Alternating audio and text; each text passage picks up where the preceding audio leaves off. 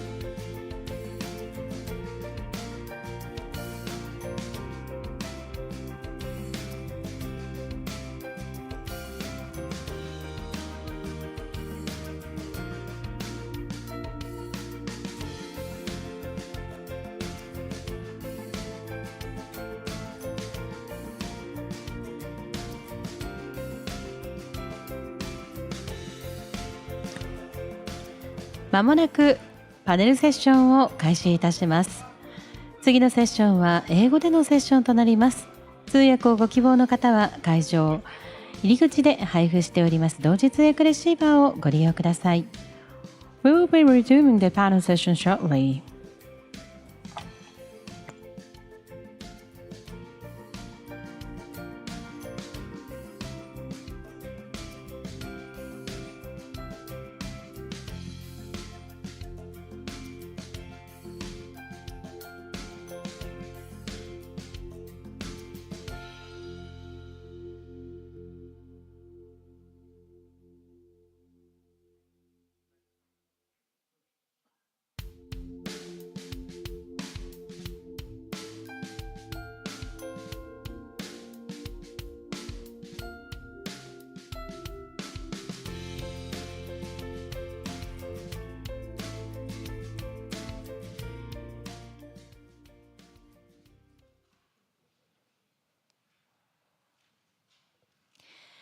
It is now time to begin panel session 1 on semiconductors. Join us on stage are Dr. June Park, Visiting Fellow, Middle East Council on Global Affairs, Dr. Jeremy Chinchin Chen, Chief Executive Officer, Research Institute for Democracy, Society and Emerging Technology, DSET, National Science and Technology Council, NSTC, Dr. Peter van der Hoest, Recording in progress. Embassy of the Kingdom of the Netherlands in Japan. Mr. Kazumi Nishikawa, Principal Director, Trade and Economic Security Bureau, Ministry of Economy, Trade and Industry, METI of Japan. And leading this session will be our moderator, Professor Kazuto Suzuki, Director of the Institute of Geoeconomics. Speakers, would you come up to the stage, please?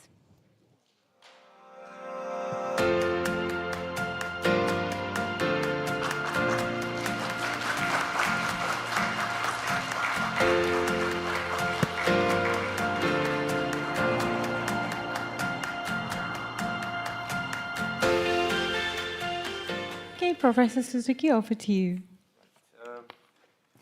Right, thank you very much. Perhaps perhaps you have already seen me so many times, so I think you are kind of fed up with me, but please bear with me for another session.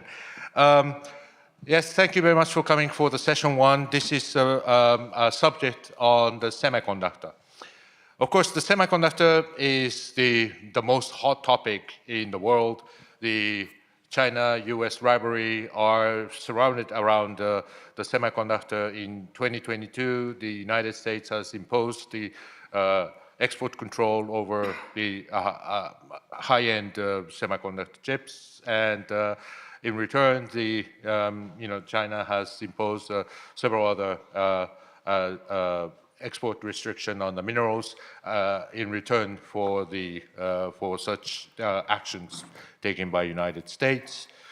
And of course, the semiconductor is being extremely important because of the exponential growth of the demand for AI and AI server, so that this access to the high-end chips is being the major issue for who is going to be the center and who is going to hold the future of industries, especially surrounding with the technologies such as AI or quantum computing.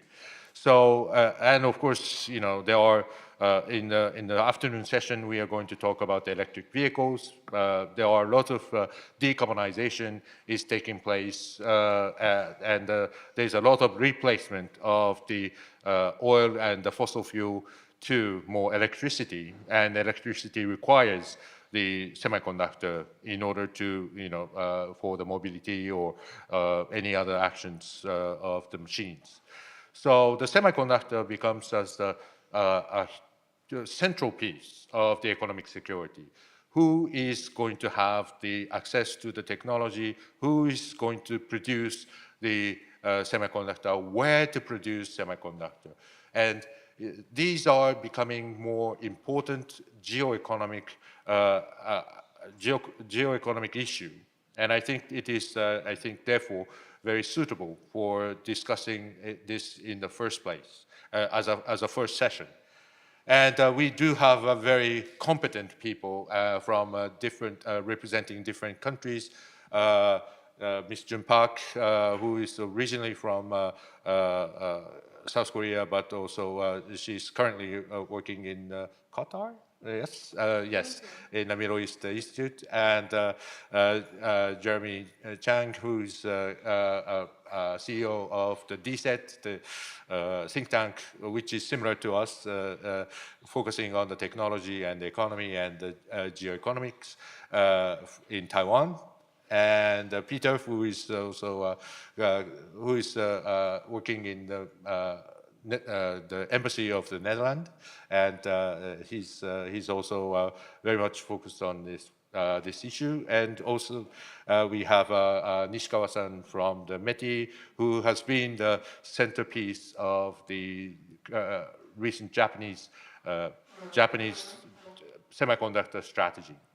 So since we do have such a wonderful set of panelists, I'd like to have first round as the opening remarks from each panelist for 7 minutes, and then I'll ask some questions afterwards, and then we'll try and open up the floor for the further Q&A if we do have some time. So first, I'd like to ask Jun to speak. So if you, that's we'll move forward, backwards, yes. Jun, floor is yours. Should I stand or? Well, you can sit.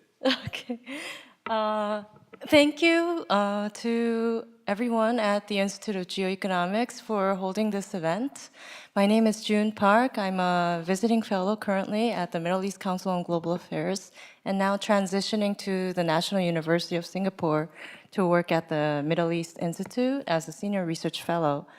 I work primarily on the digital economy, and today, within the context of maybe 7 minutes max, if I can do 8, I'd be really grateful. But I'd like to quickly go over the kinds of issues we need to touch upon as we face the US presidential election results next week.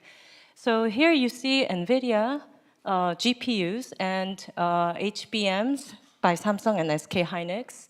Then Rain AI, neuromorphic chip production and designing. Rebellions also cater towards NPUs. And G42, an AI company that has been under the spotlight because of its connection with China and cooperation with Microsoft in the UAE.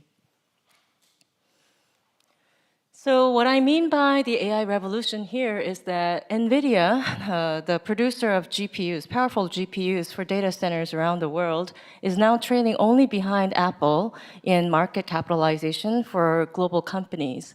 So when you see the performance of NVIDIA in terms of expansion in the global markets, you know for sure that this is a trend that is bound to continue for a while unless there are competing NPUs that are outperforming NVIDIA's GPUs. So here's the semiconductor value chain. Because I have been asked to cover South Korea, I will focus primarily on the two companies that you are aware of, Samsung, which is an IDM, and SK Hynix, which produces HBMs that go into NVIDIA's GPUs. Here's a piece that I produced in June in Qatar. Basically, there are differences from the transition from CPUs to GPUs, central processing units, to graphic processing units, and then onto NPUs for the next generation. So graphic processing units were originally designed for video games, but now they are critically used for large language model development. NPUs, for the most part, will have different kinds of systematic designing in order to incorporate a seamless AI processing for data centers. Some of the examples that you have here are for autonomous driving for AI usage for NPUs. What we need to understand here is that there are differences between these chips, and who performs better towards the next stage will be having a greater share of the global market. So just to touch upon HBMs for a second, I mentioned this because this is bound to be included in the next set of expert controls by the BIS. HBMs, high bandwidth memory, are produced primarily by Samsung and SK Hynix, and without these, the GPU creation cannot be completed. Mainly, HBMs consist of DRAM chips stacked upon a GPU in order to increase the bandwidth for velocity of the data to be run through. So here, what I'd like to highlight is the reinforced expert controls that are anticipated and the investment screening by US Treasury that is set to be in place from January next year, and how it impacts East Asia, so South Korea mainly, and how that influences Gulf behavior in terms of investment. We've seen export control since 2022 in October, and we recall that they were mainly focusing on memory chip production, halting the Chinese level of progression since 2022 October, so basically on logic chips, DRAMs, NAND flash.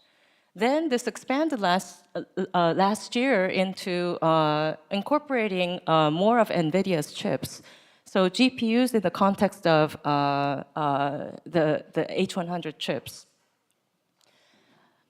And last year, what was of noticeable change was that Gulf states were included in this export control expansion. So all of the Gulf states are now included in the export controls, categorized as country D4. The reason is because China has been expanding very rapidly into the Middle East with cooperation with UAE and Saudi Arabia. What we see forthcoming in terms of the HBM controls, this is September, Alan Estevez, Undersecretary of US Commerce, has highlighted at a conference that HBM should be controlled, and such controls should be monitored and closely cooperated on by ally countries of the United States.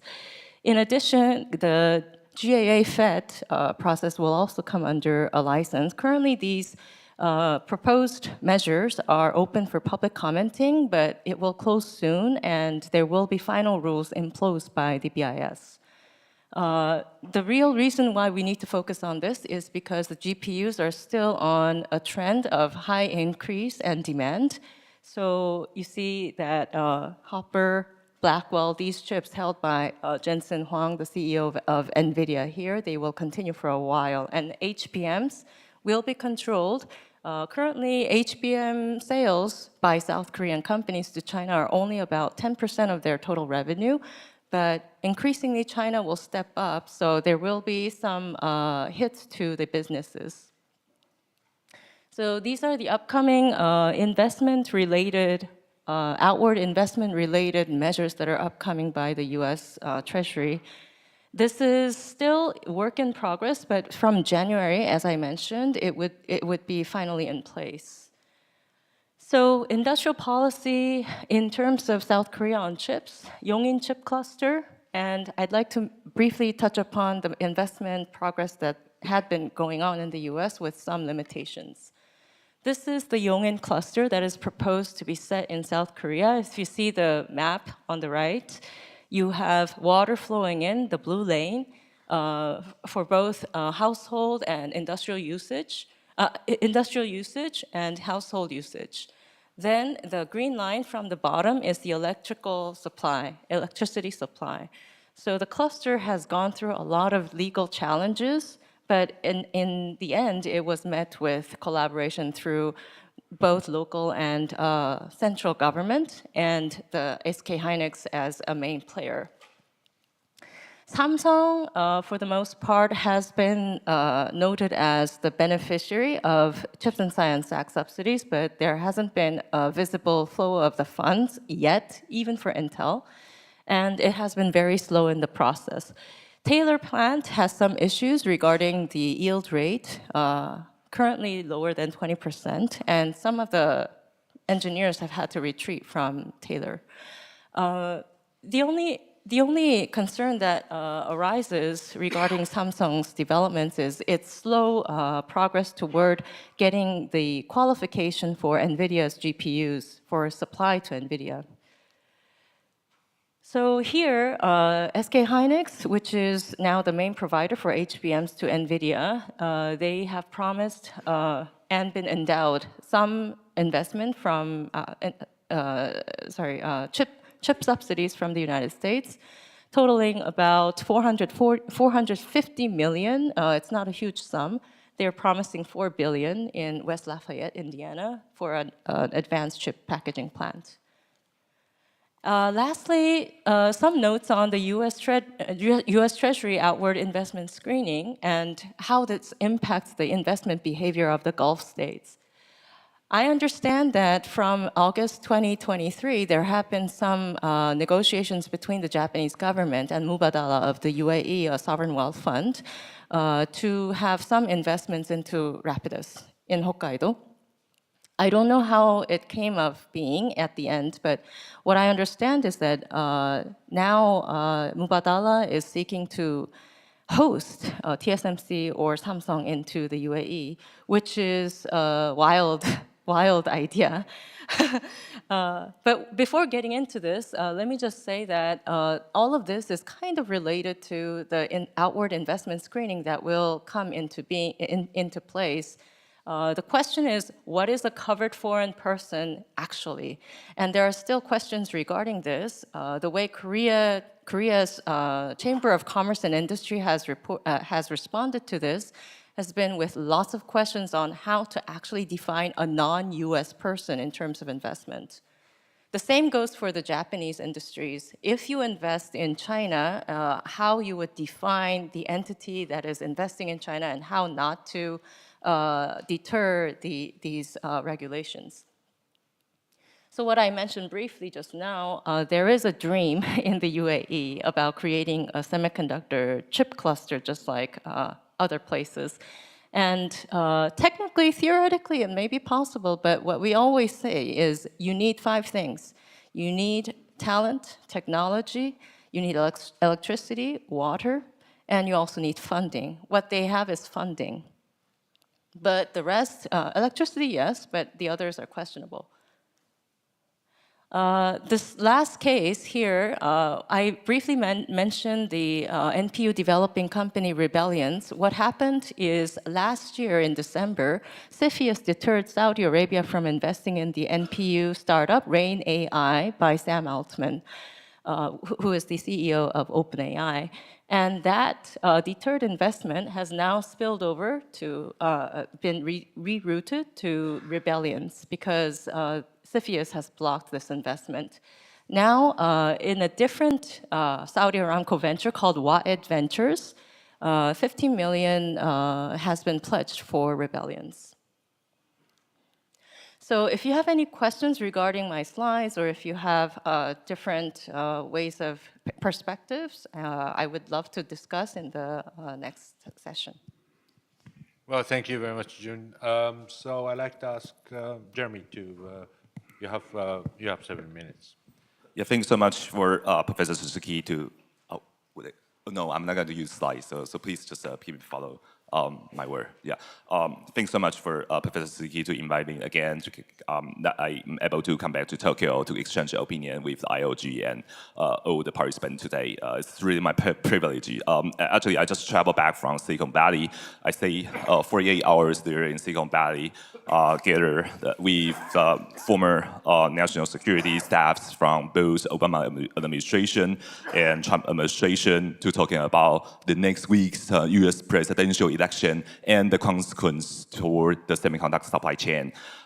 Then I got to fly back to Tokyo, so I'm actually still suffering a bad jet lag, but I'm going to try my best to share the experience from Taiwan. So I think this is the most valuable part because everybody has been talking about the TSMC here is investing in Japan. The first lab, the first fab there in Kumamoto is going to start the operation the next month. And then we have the second fab there in Kumamoto as well. So everything looks very fine, but we still have to have a discussion, among the stakeholders, both between Taiwan and Japan, because as a Taiwanese, I always been asked about questions. So as a Taiwanese, do you have a concern? Do you have any kind of expectation for the further collaboration between Taiwan and Japan, or the further collaboration between Taiwan and the United States? Even we have the TSMC there in Arizona as well, and we have a TSMC there in Dresden in Germany as well. So this is a really kind of a new era for Taiwan, because we previously haven't had this chance to experience that Taiwan's industry is really expanding to the world, and we are really standing on the global stage. I got to tell you the story from Taiwan's perspective is that we started to develop the semiconductor industry in the 70s of last century. While we're beginning to embrace that kind of industry, it was just that we didn't have a choice. So we didn't have a choice. We want to invest it and we want to develop it, our industry. So the government during that time chose to invest the electronic manufacturing industry there on either nation.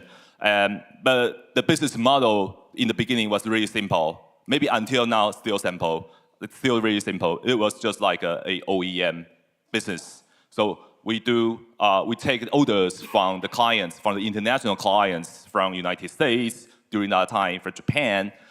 We just take the order, we manufacture the electronic components for the clients. We don't have to do branding, we don't have to design, we don't have to do the marketing skills. We're just focusing on manufacturing the semiconductor products.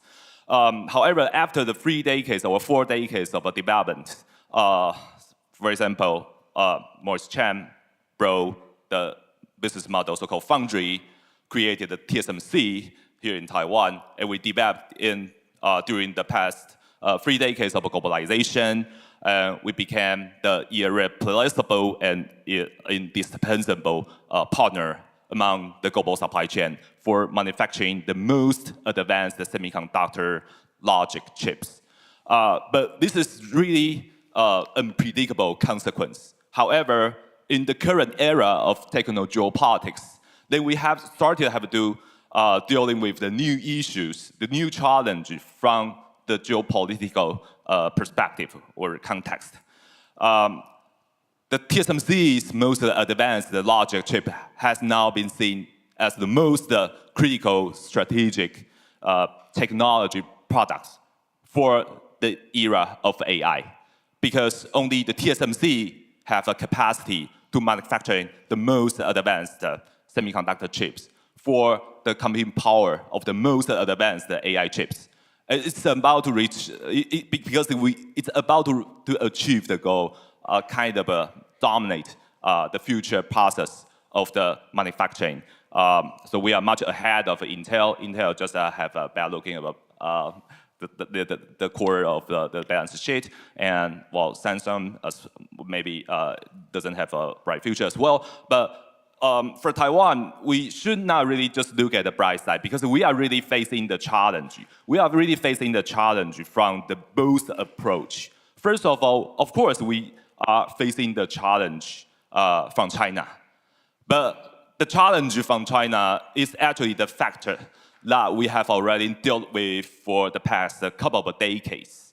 China has been keeping, using the economic coercion tactics toward Taiwan, especially for the past 8 years. China has just repeatedly coerced Taiwan by banning Taiwan's agricultural products to export to Chinese soil. On the other hand, we have been dealing with the challenge that China is trying to replace Taiwan's ecosystem for manufacturing semiconductors and electronic components to panel components for decades. Lots of industry that previously was strong in Taiwan has already been replaced, because we obviously have been challenged by the IP theft, to the international technology transferring. But because of that kind of a challenge, so we actually have really trying to adopt our own, economic security mechanism in order to safeguard our own technologies. So for example, like we have an outbound investment screening system for 3 decades. All of us know that the US Treasury has finally released the final rule for the US version of the outbound investment screening system a couple of days ago. We've exchanged a lot of opinions in terms of, Jun just as mentioned, about how to practice the process, how to really make sure that, control the monies do not intentionally flow to the Chinese technology industry. So these are the challenges from China. On the other hand, actually, in the era of technological politics, we also have to face the challenges from our like-minded countries.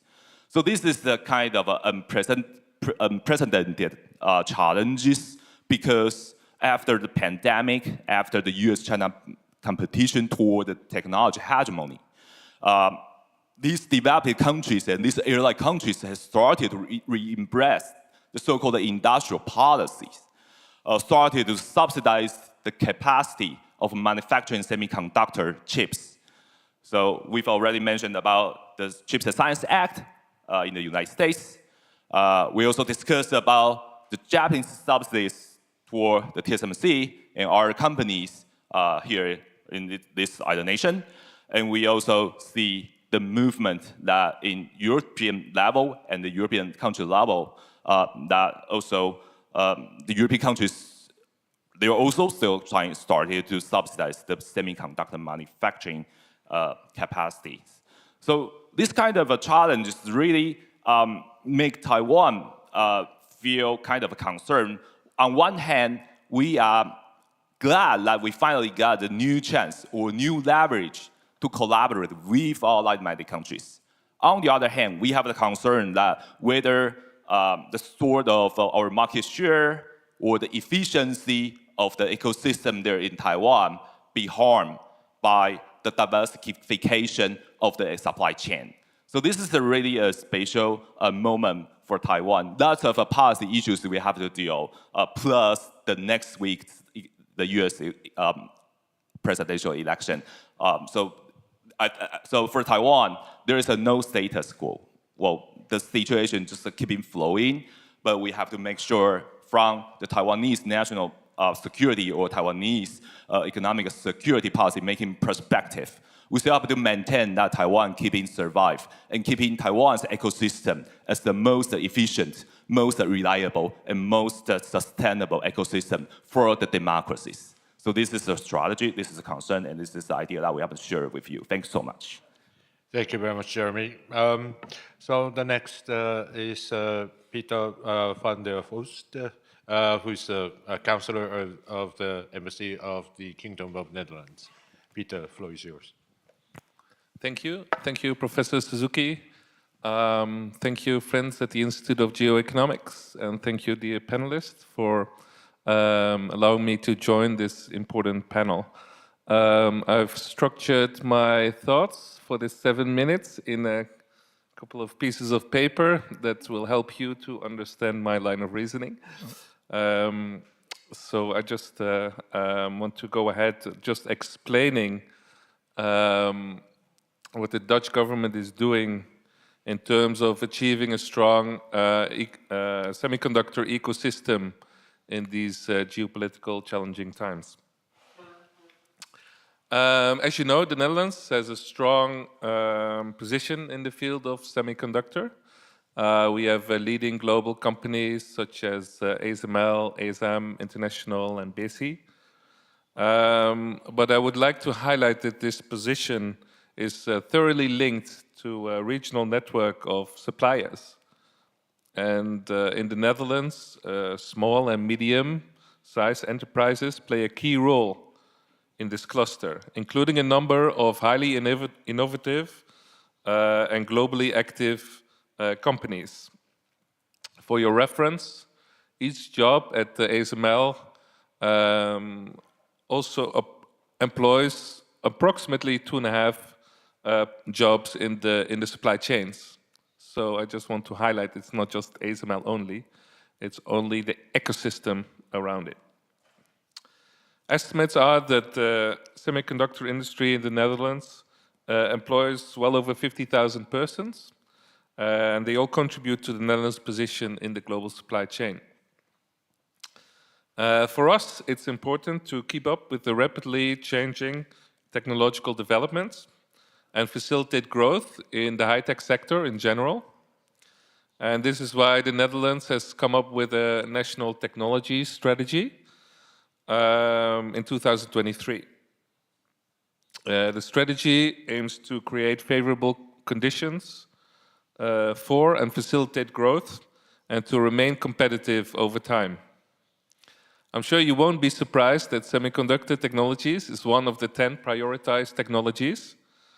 However, related technologies such as optical systems, integrated photonics, mechatronics, and optomechatronics are also on the list.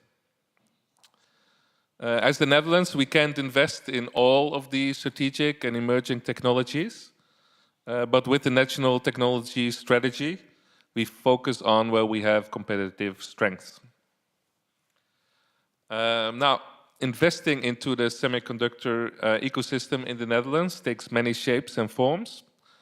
Thanks to the high R&D investments in the sector, many companies can use tax benefits for innovation, but we also have general schemes, allowances for public-private partnerships, innovation credits, schemes for stimulating cross-regional SME innovation and early-stage financing. All of these contribute to the innovation position of the semiconductor companies. In addition, companies and knowledge institutions are eligible for sector-specific grant programs. And now I should note that the ambition to strengthen the semiconductor ecosystem does not stop at the Netherlands border. A case in point is the partnership between the Dutch semiconductors companies, mostly centered around Eindhoven, and the Flemish Research Institute IMEC, which is just across the border in the city of Leuven in Belgium. The Veldhoven-Leuven axis, as we call it, is an important pillar of the European ecosystem. And it's a unique partnership within the complex semiconductor value chain, which, in our opinion, should be strengthened beyond national borders. This brings me to the next element, which is the connection in the wider European ecosystem. We believe a strong Dutch position adds to the European semiconductor ecosystem and the concept of open strategic autonomy. Now, in Brussels, things are moving as well, as you know, and the European Chips Act is the flagship piece of legislation and the European efforts to promote semiconductor industry. On the 21st of September 2023, this European law entered into force, which is a major milestone into achieving European ambitions. The goal of the CHIPS Act is to boost Europe's competitiveness and resilience with respect to the semiconductor technologies and applications, and to contribute to the digital and green transitions. But cooperation also extends far beyond European borders, including here in Japan. In 2023, the Netherlands signed a memorandum of cooperation with Japan on semiconductors, and we aim to further create opportunities for bilateral cooperation between our universities, knowledge institutes, and competence centers. Just 1 month ago, the Netherlands Research Council and the Japan Science and Technology Agency launched a joint call for research on semiconductor technology with a total budget of 10 million euros. Moreover, as EUV finds its way in Japan, this will undoubtedly create new opportunities for the growth of these ecosystems, which I mentioned earlier, benefiting from similar experiences and expertise in the Netherlands.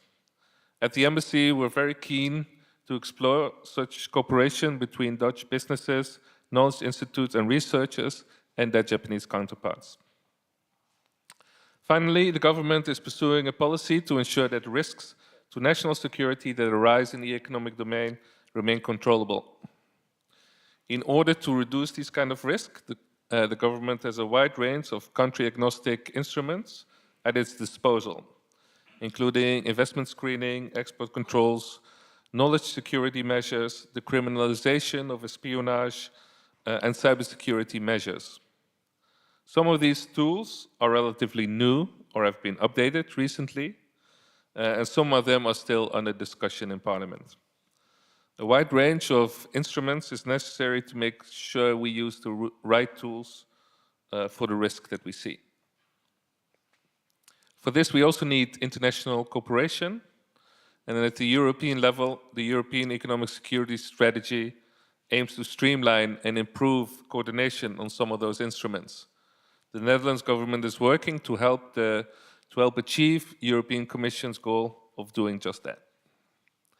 Let me finish with complimenting Japan with the dedication to reinvigorate the semiconductor sector. It's very impressive to see the work on the new fabs and other infrastructure, whether it's in Sapporo with Rapidus or in Kyushu with TSMC and elsewhere. I will be posted here for a couple more years, and I'm eager to see how the Japanese semiconductor industry will continue to develop in the near future. Thank you. Thank you very much, Peter. Talking about the Japanese semiconductor strategy, Mr. Nishikawa, who is the head of a general division of the Trade and Economic Security Bureau of METI, is the person to go to see what is the thinking of the Japanese strategy. So, Mr. Nishikawa, please. Yeah, thank you, Professor Suzuki-san. I have 3 points to say. The first is Japanese semiconductor policy is from national security consideration. Please don't see this chart because this chart is my third point. The first point, when 5 years ago, 2019, I was director for healthcare industries. At that time, the COVID-19 happened. And many of you, the Japanese or the world people, everyone remember how COVID-19 impacted our society and our life. ventilators or the masks or the test kit, everything that we lacked. So therefore, we had the emergency to expand the production, import, export of such kind of necessary goods into 2020. At that time, I was double-hatted to the director for IT industries. And we matched Japanese, the medical companies and electric companies to secure the masks, PPEs, or the ventilators, or the test kit. Actually, Toshiba kindly created test kit. And Sony kindly created ventilators, actually. But at that time, I discussed with European friends that many ventilators is coming from Germany or the Sweden or the France or the UK. But many says we cannot expand the production of the ventilator because of the lack of semiconductor. Only UK semiconductor can create. They need only one semiconductor from UK companies. So therefore, the UK semiconductor became choke point of the ventilators expansion. Then that in 2020, there are lots of things happened. Of course, someone pointed out US-China rivalries. The Huawei export control against Huawei is drastically strengthened in 2020 summer. And also in Japan, we had fire accident of the semiconductor. The first is the Kyushu, and second is the big factories in Renesas in Ibaraki areas. Lots of production, including headed by from the automobile to the machineries or the daily goods, stopped. So therefore, we thought that semiconductor is necessary for our daily life, and of course, the industrial activities as well as for Japanese government and Japanese country. So therefore, we started semiconductor strategies in 2021 March to secure the semiconductor, increase indispensability and autonomy of semiconductor. We established 3 steps. First is then to regain the Japanese semiconductor design and manufacturing capacities, with using existing technologies. So therefore, we got help from TSMC, Taiwan, Korea, lots of the UK, US, and Europe to secure that even existing technologies that Japan needs the secure semiconductor foundation. This is first step. But second step, simultaneously, we issued in 2021. The second step is then to contribute next generation semiconductor development, to generate new innovations. Therefore, the cutting edge semiconductor is essential. Therefore, the Rapidus or the IBM, Rapidus, IMEC, ASML, this kind of global collaboration started in 2022. And simultaneously, as a third step, we established to contribute future technologies. The Dr. Jun pointed out, the neuromorphic computing. The neuromorphic computing or the quantum computing, these kind of technologies or photonics electronics integration will come in 2030. So we have to do preparations R&D toward 2030. So these 3 steps strategy was established in 2021, and we have enacted various solutions to realize the 3 steps approach. By the way, in 2022, we revised our national security strategies. In our national security strategies, to secure cutting-edge semiconductor design and manufacturing capacity is clearly written. So therefore, the Japanese semiconductor strategy is not commercial consideration. This is the national security consideration. This is my first point. But I have only 2 minutes left. The second point is the importance of the friendly creating innovation and production. The Gary Dickinson, the former CEO of the AMAT, kindly told me that Nishikawa-san, the semiconductor is, of course, AMAT Tokyo Electrons, SML, they are fighting each other, competing each other. However, 90% of basic science and the R&D is being shared. Because then too much the scientists or the too much scientific, how can I say, the capacity as a knowledge or the network is necessary to generate new type of equipment. So therefore, they are sharing the various technological things. I believe that even the TSMC or the Samsung or the Intel, this kind of the final OEM is sharing the same kind of the technologies. So therefore, the semiconductor is a very, how can I say, to develop the semiconductor as a friend is very important. Therefore, the Japanese semiconductor strategy is very open to the friend. Without the foreign companies, foreign government, foreign researchers, Japan cannot realize our semiconductor strategy. This is the second point. And third point is then this chart. This chart is then we are trying to address the semiconductor or the economic security issues in accordance with the solutions. You can see the computing, clean tech, biotech, defense, aerospace related things. These items are essential technology or the industrial base for Japanese economic security. And red area, blue areas, and the green area is we categorize the three categories in accordance with necessary solutions. The red one is the areas where the disruptive technological innovation is advancing, like cutting-edge semiconductor or the quantum computing. We means then Japanese companies, Japanese government with a friendly company, friendly government to enhance investment. Innovation is necessary. Export control or the technological control only cannot work to secure the red one. The blue one is, by the way, I was in the Ministry of Defense 20 years ago.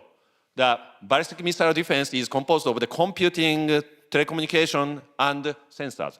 Semiconductor defines the capability of ballistic missile defense. Same as through the other, the defense things. That when we consider what is happening in the Ukraine, we have to secure that advanced technologies is not being used for, the bad things. So therefore, we have to control the blue one, even the existing technologies, but cutting-edge technologies. We should be responsible for control this kind of technology. Therefore, the export control or technological control is necessary for the blue one. Green one is then technology doesn't matter. So therefore, everyone can create. However, the too much concentration onto the one country or the one company is very dangerous in currently destabilizing world situation. So therefore, the diversification is a solution. So these kind of concept is our semiconductor strategy as well as the economic security strategies. Maybe I had better stop here and to respond to your question. Thank you. Thank you very much, Nishikawa-san, for the very powerful presentation of Japanese semiconductor strategy. And of course, I think all of us is in consent that semiconductor is important, and for the national strategic reasons or economic reasons or national economy reasons, the semiconductor, one way or another, is becoming as a sort of a centerpiece of the industrial and technological capabilities. Given that time is limited, I'd like to ask four of you, one of the reasons why we don't have an American representative here is largely because there are a lot of unique US measures, especially the export control. And how do you see this strengthening of the export control, particularly with regard to the US-China rivalry, have certain effect on the semiconductor industry of the entire world? And what will be the national responses to these changes? And especially, I think, in the Netherlands and Japan has also conducting the sort of a similar export control measures. So what will be the sort of consequences that you expect through these measures. So I'd like to ask from Jun.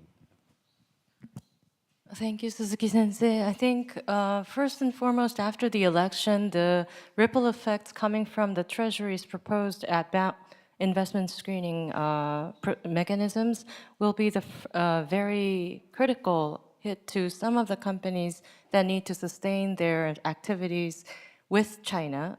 It's not an exception for Japan or Korea and also Taiwan in this regard.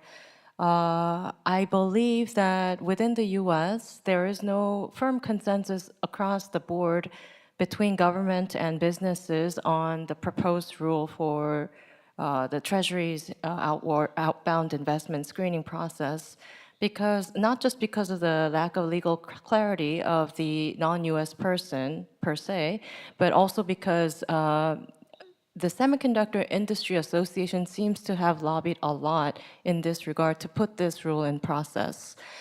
In the meantime, meanwhile, Goldman Sachs or BlackRock, these kinds of investment companies have not ceased their cooperation with China or investment activities toward China and have raised concerns about how this rule would be clarified into the future. So when a new administration is set in place, the first ripple effect would be on how investment activities would be convened with regard to these technologies by so-called friendly or ally countries.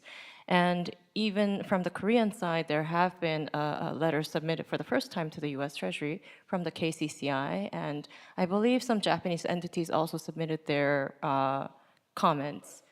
So we'll see how it goes in January, but there will be a big backlash from the industries from this region.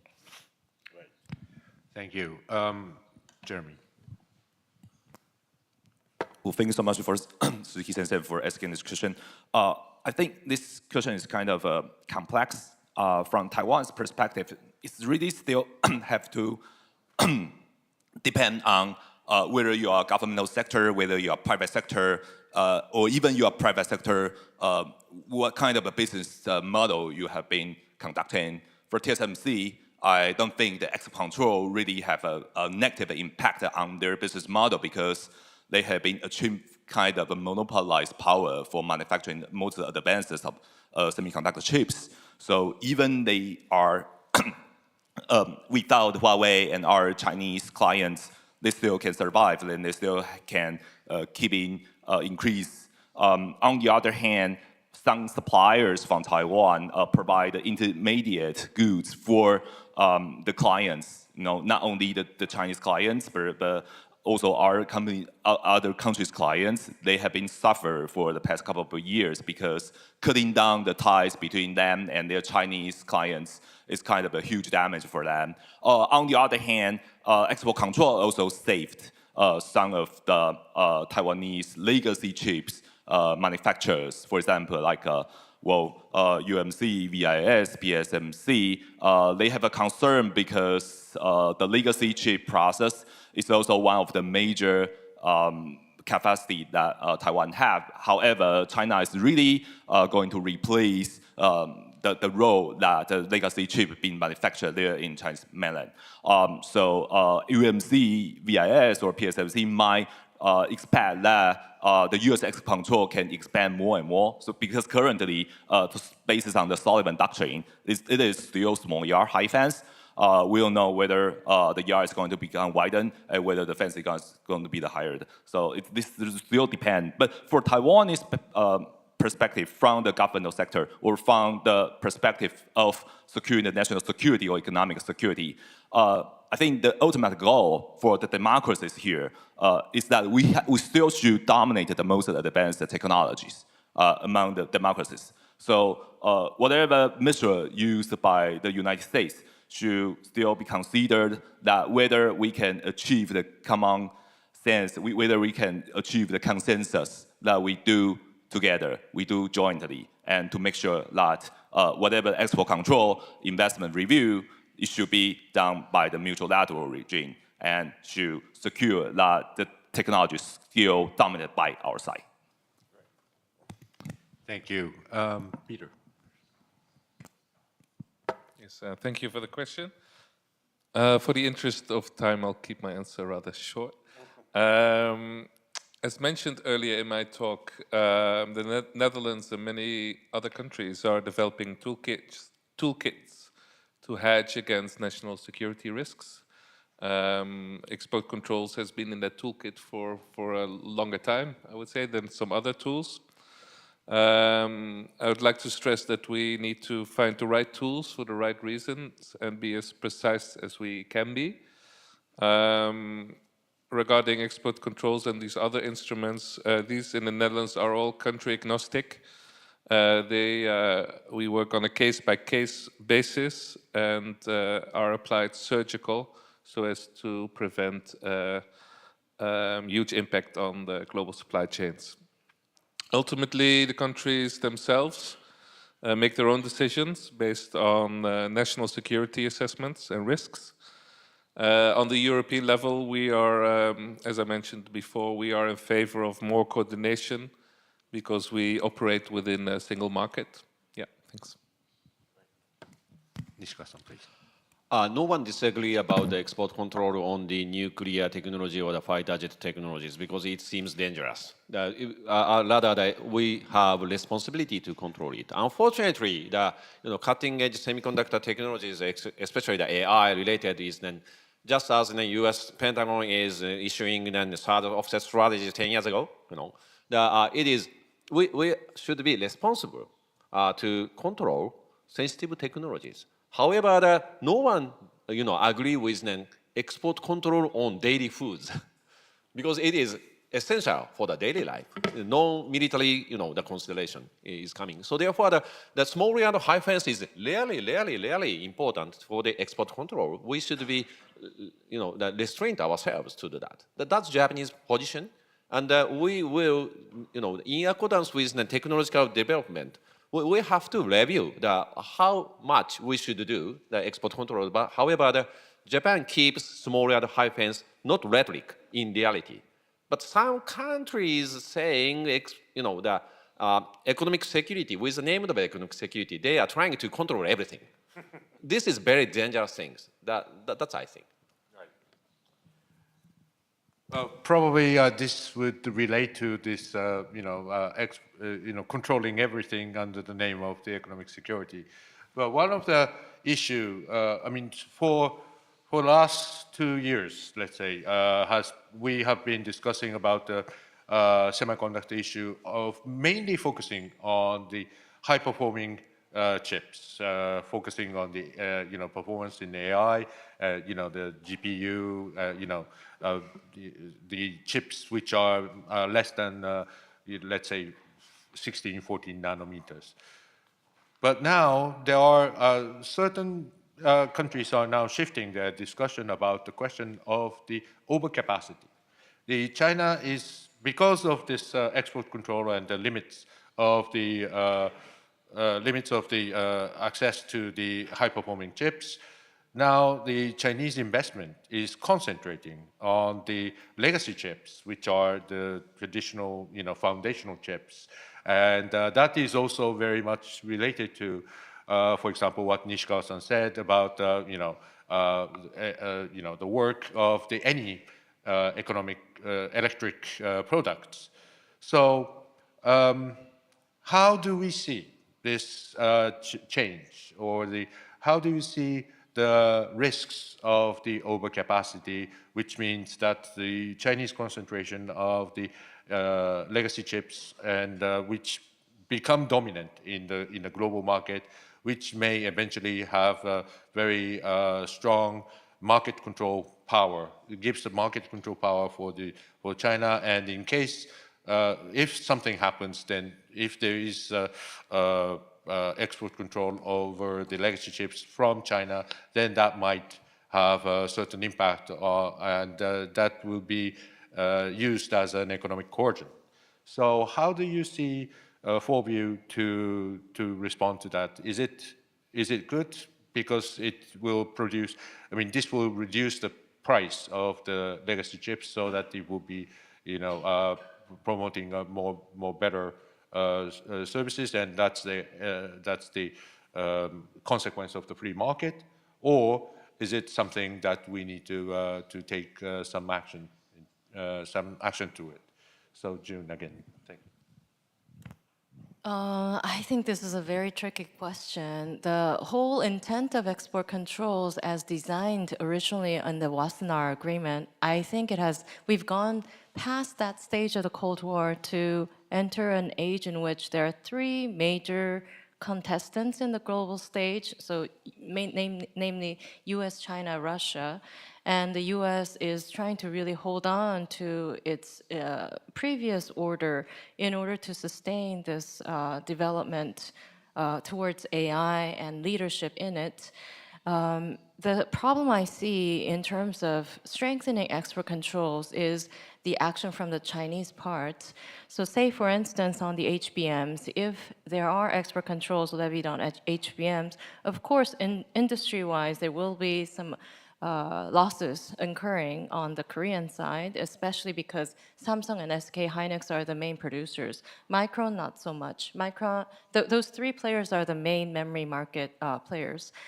The problem is that in the first export controls that were imposed in 2022, to deter Chinese level of progression, they were all memory chip companies. So SMIC is more like a foundry, but Changshin Memory, Yangtze Memory, these players could try to bolster their efforts into indigenous HBM development.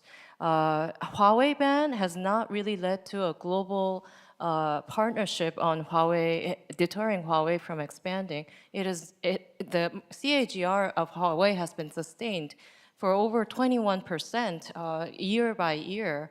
So I don't see where the logic is in terms of saying, okay, just because of national security reasons, we have to do this, because at the same time, what you are creating in return is within the Chinese domestic market, due to government pressure, domestic Chinese companies will be compelled to use domestic chips no matter what.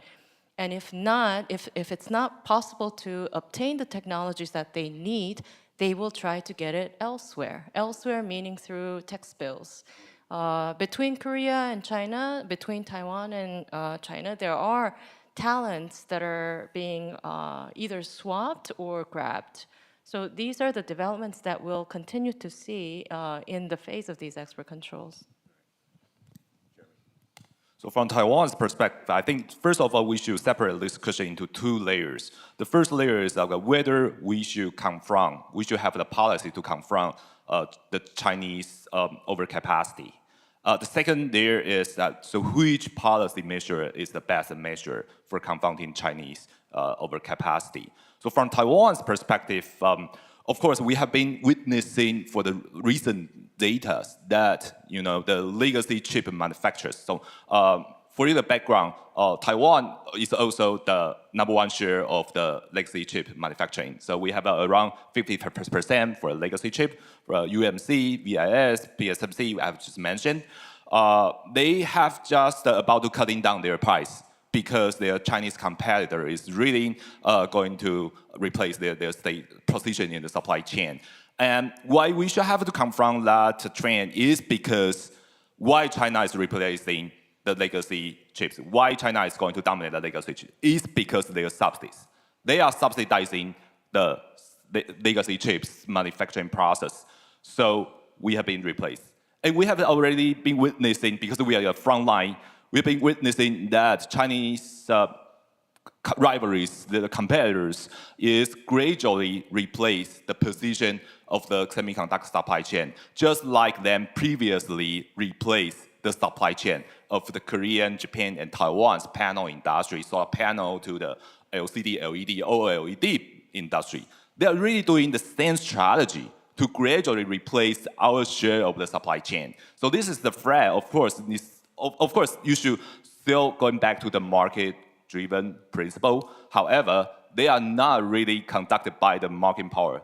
They are subsidizing their supply chain to replace ours. So this might need, so first of all, the first layer, I think we still should have the multilateral policy to confront the Chinese behaviors. However, the second layer, so which way is the best way? Again, so we don't think that the unilateral measure from the United States is the best way. Also, the export control is not the best way because the export control is not functional to confront the legacy chips.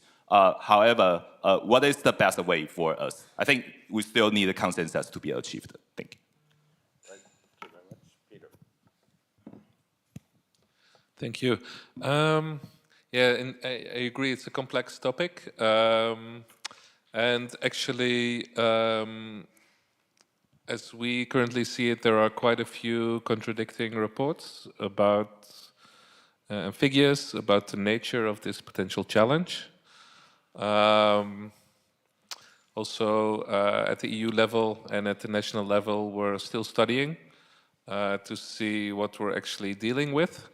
As you might know, when it comes to trade, the competences lie first and foremost by the EU, and when it comes to the national measures, what we could do in a certain situation that is with a national government. So it makes sense for us at the national and the EU level to understand this phenomenon first, and then to see what would be the most logical way to deal with a potential challenge. I think it's very important that we also receive feedback from industry. So public-private cooperation on this is a key. I think first understanding the challenge is the first step that we're currently pursuing. Thanks. Thank you. We still have 5 minutes to go, so I'm going to open the floor after Nishikawa-san's comment. Okay, only 1 minute. Yes. As for the legacy chips question, legacy chips is very difficult to control using an export control, and actually the necessity is very rare. So therefore, and also the legacy chips, every country, every people needs legacy chips for their daily life. So therefore, what we have to do is then to diversify the legacy chip productions, and also we have to be very transparent about subsidies or the governmental measure to support it. For example, as for the semiconductor things, GAMS, GAMS, or the government level or the industrial level transparency effort, including of course China, has advanced in last decade. So therefore, we have to strengthen such kind of information sharing and to think about, to refrain from overcapacities. Thank you. Right. Thank you very much. There are very interesting various comments, but I think this legacy chip issue is going to be a very sensitive but also very important discussion in the future of the economic security. So now I'd like to open the floor. I think we do have a couple, we are capable of taking a couple questions. Anybody? So I think I see two hands. So let's take these two questions. First, person here. By the way, we do have the simultaneous translation. So if you speak in Japanese, then we need. But anyway, you can ask a question in Japanese. Thank you very much for the very interesting discussions. I'm from Toshiba. My name is Susumu Shuto. And I have a question to Jun. And you mentioned about some Middle East country would like to invest, willing to invest to the semiconductors. And for talking about other countries, Western countries, including Japan, investment is a kind of one of the objective is national security. But for the Middle East countries, investing semiconductors does not mean directly connected to national security. Could you tell me what is their purpose to invest the semiconductors? No, I'll take another question from the back, a gentleman in the back.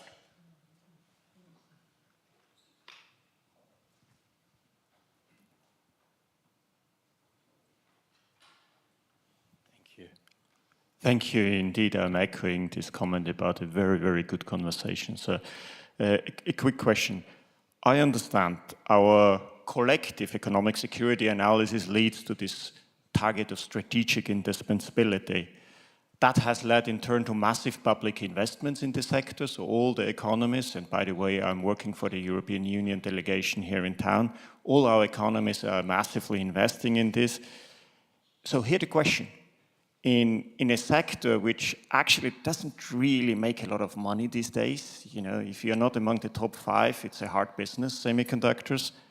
Do you think there is scope for coordination among like-minded countries in terms of an investment roadmap, in terms of coordination of where our economic analysis goes, basically towards a collective strategic indispensability? Do you think this is something we could think along?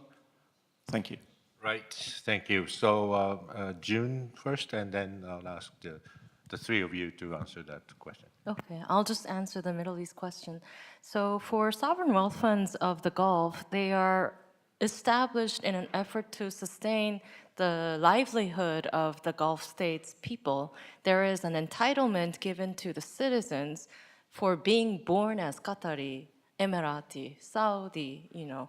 They have rights to sustain that lifestyle as those citizens. But because of the shrinking oil, so there are some concerns about depletion, and there's a lot of drive, not for Qatar, but Saudi and Emirat, they will probably have some depletion within the next century. So what they're trying to do is trying to diversify, and economically they want industries in their own soil. And the reason why I'm assuming that this investment gesture, invitation to invest in Rapidus did not really work out is because Mubadala already has held 88% share in Global Foundries. When it came out on the market, Mubadala purchased it in 2021. But as you know, Global Foundries is not a main player in the nanometer game. So they learned later that it's not really useful just holding Global Foundries. So in a turn of events with the export controls, Mubadala wanted to have some kind of leverage in foundries. And that's why, you know, they consider Rapidus, but there are concerns about Rapidus that everybody is talking about, and they wanted to host these funds, Samsung and TSMC, to create foundries in their own soil. But it's a wild suggestion, and there's a lot to be, you know, discussed on this matter. Right. So Jeremy, Peter, and Nishikawa-san. So just a short comment, please. Okay. So the core idea for reinvestment, so re-embrace the industrial policy and reinvest in the semiconductor manufacturing capacity among US, Japan, and European countries is based on the idea of national security. But we still have to look at the truth that the factor of the semiconductor industry is this industry is the most market-driven industry because it costs the largest money. It takes a lot of money. So if we should achieve a kind of a consensus to make sure that the future of the most advanced technology in terms of semiconductor supply chain still dominated by the democracy side, we should act collaboratively. So that's no doubtful, because we've been witnessing that most of the countries from the States to Japan, maybe the policy of the industrial policy is mostly focusing on the self-centric idea. So many stakeholders just really focusing on inward. It's maybe not only the national security policy, somehow some domestic politicians still really too focusing on the labor market policy. That harms the subsidies, that harms the industrial policy in the end, because we cannot survive, we cannot keep the industry sustainable without, you know, the market power consideration. Thank you. Peter. Thank you. I think it makes a lot of sense to step up international cooperation also on the promote side of the economic security agenda. And I see actually quite a lot of stuff happening on that front, rather through the setting up TTC or maybe more in the informal network within the OECD on semiconductors. Actually, there's quite a lot of new initiatives going on, and maybe they're not well established at the moment, but I think there's definitely some avenues that we can pursue going forward. I think first step would be also to create more transparency about our subsidy schemes that we have. That will be a very useful first step. Thank you. Thank you. Nishikawa-san. International collaboration between the government and between the industries, I think is very possible. I think that between the U.S. and Japan, for example, as for the Rapidas things, that in 2022, the Japan and U.S. created U.S.-Japan semiconductor cooperation principles that to do the promotion side of the the semiconductor in complementary way or avoiding duplications. So therefore, the Rapidas IBM project is born from such kind of concept. And also the TSMC things, that we have to think about when we invite TSMC or other factories to Japan, that we should think about what is the incentives for the TSMC or other companies as well. That the TSMC should have some reasonability to diversify their production because of their, in order to respond to their client. So therefore, we think, that to create win-win situation between government and government private is very, very, very possible in these areas. Thank you. Right. Thank you very much. So I think the last question has highlighted the nature of this difficulties, not only in the semiconductor, but in the geoeconomics as a whole. It is the question of the government strategy and the private activities. It is the private industry which are promoting and working for their own interest, while there are a government who has the national interest to invest and coordinate these policies. Yes, the international coordination may work to, if there is an alignment of the interest of the industry and the national government, but at the end of the day, it is a very complex world that we are living in. We are not just simply talking about sort of an alliance in a military sense, but it is we need to take into account the national interest, including the questions of the technological capabilities and the national security, and also about the industrial impact, for example, the national economy and the job security. And meanwhile, the companies have their own interests, like TSMC expanding internationally because there is a demand. So I think the semiconductor world is going to be another very interesting issue, and for the many years to come. So we, as an Institute of Geoeconomics, is trying to follow on that issue, but also we would be happy to come back again in the next Geoeconomics Summit to discuss the issue of semiconductor. But anyway, I truly appreciate the four of you to have contributed to this very lively and interesting discussion, and we have learned a lot from this discussion. So again, thank you very much, Jun, Jeremy, Peter, and Nishikawa-san, and please give a big hand to these panelists. Thank you. Thank you, all the panelists and Professor Suzuki. Thank you. We're pleased to invite you to the lunch cocktail now. Please exit this room and head to the venue on the right, where food and beverages are available. Following the lunch cocktail, we will continue with panel sessions in two separate venues, Stage A and Stage B. In Stage A, we will hold panel session 2A on decarbonization and technology, while Stage B will feature panel session 2B on EVs and regulations. The panel sessions are scheduled to resume at 2 p.m. Please feel free to make your way to the lunch venue. Thank you. ただいまよりランチカクテルのお時間となります。会場を出ていただきまして、右手反対側の会場にてお飲み物とお食事をご用意しております。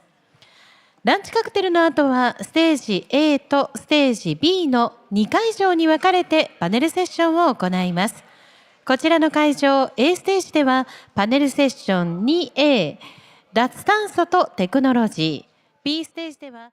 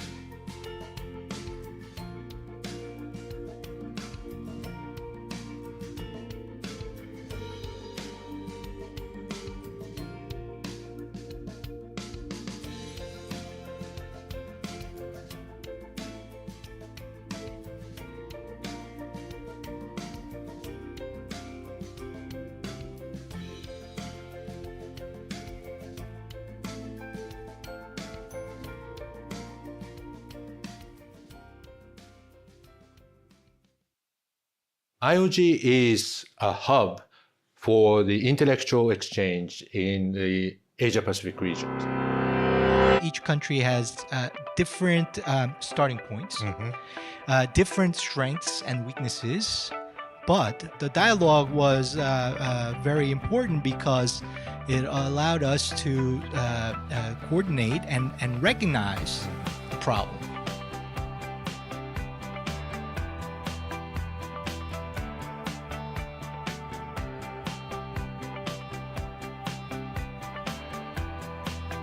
The cybersecurity for, in terms of the semiconductor supply chain is extremely critical.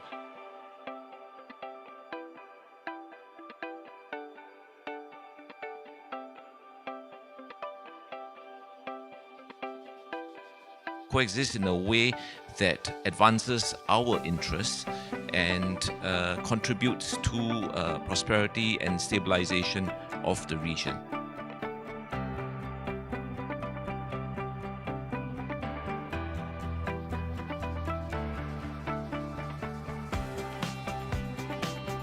We genuinely believe that all solutions can and must be found through as multilateral a framework as possible in order to ensure that everyone has a stake in the final outcome.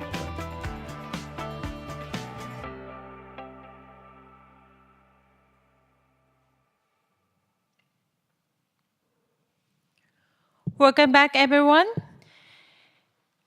Did you enjoy today's lunch? So now it's time to begin panel session 2A on decarbonization and technology. Joining us on stage are Ms. Sachie Yi, Sustainability Chief Strategist, Sustainable Business Promotion Department, Mizuho Financial Group, Inc. Ms. Miho Kurosaki, Vice President, Asia Pacific Energy Impact Partners. Mr. Yetan Lenko, CEO, Boundless Earth. And leading this session will be our moderator, Mr. Takaaki Umada, International House of Japan PEP Director.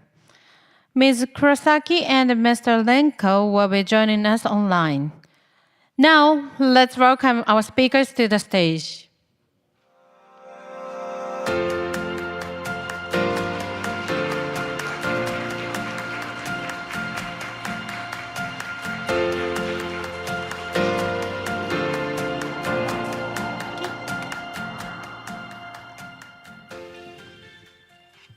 Good afternoon, everyone. 皆さん、こんにちは。Welcome to today's discussion on decarbonization and technology. I'm Takaki Umada, the director of FoundX and University of Tokyo and the IHJ PEP director. I'm honored to be I'm honored to be moderator for today's discussion, and I'm also looking forward to hearing what the panelists have to say. So first, let me explain how this session will be conducted. I will use Japanese and English. So 日本語と英語を両方使わせていただこうと思っております。So if you are at the venue, please use the stimulus interpretation receiver. And if you are online, please use the language selection. And before we hear from our distinguished panelists, I'd like to take a moment to briefly explain what's the objective of this session in Japanese. And then I'll ask each panelist to introduce themselves. And and then we move into our discussion.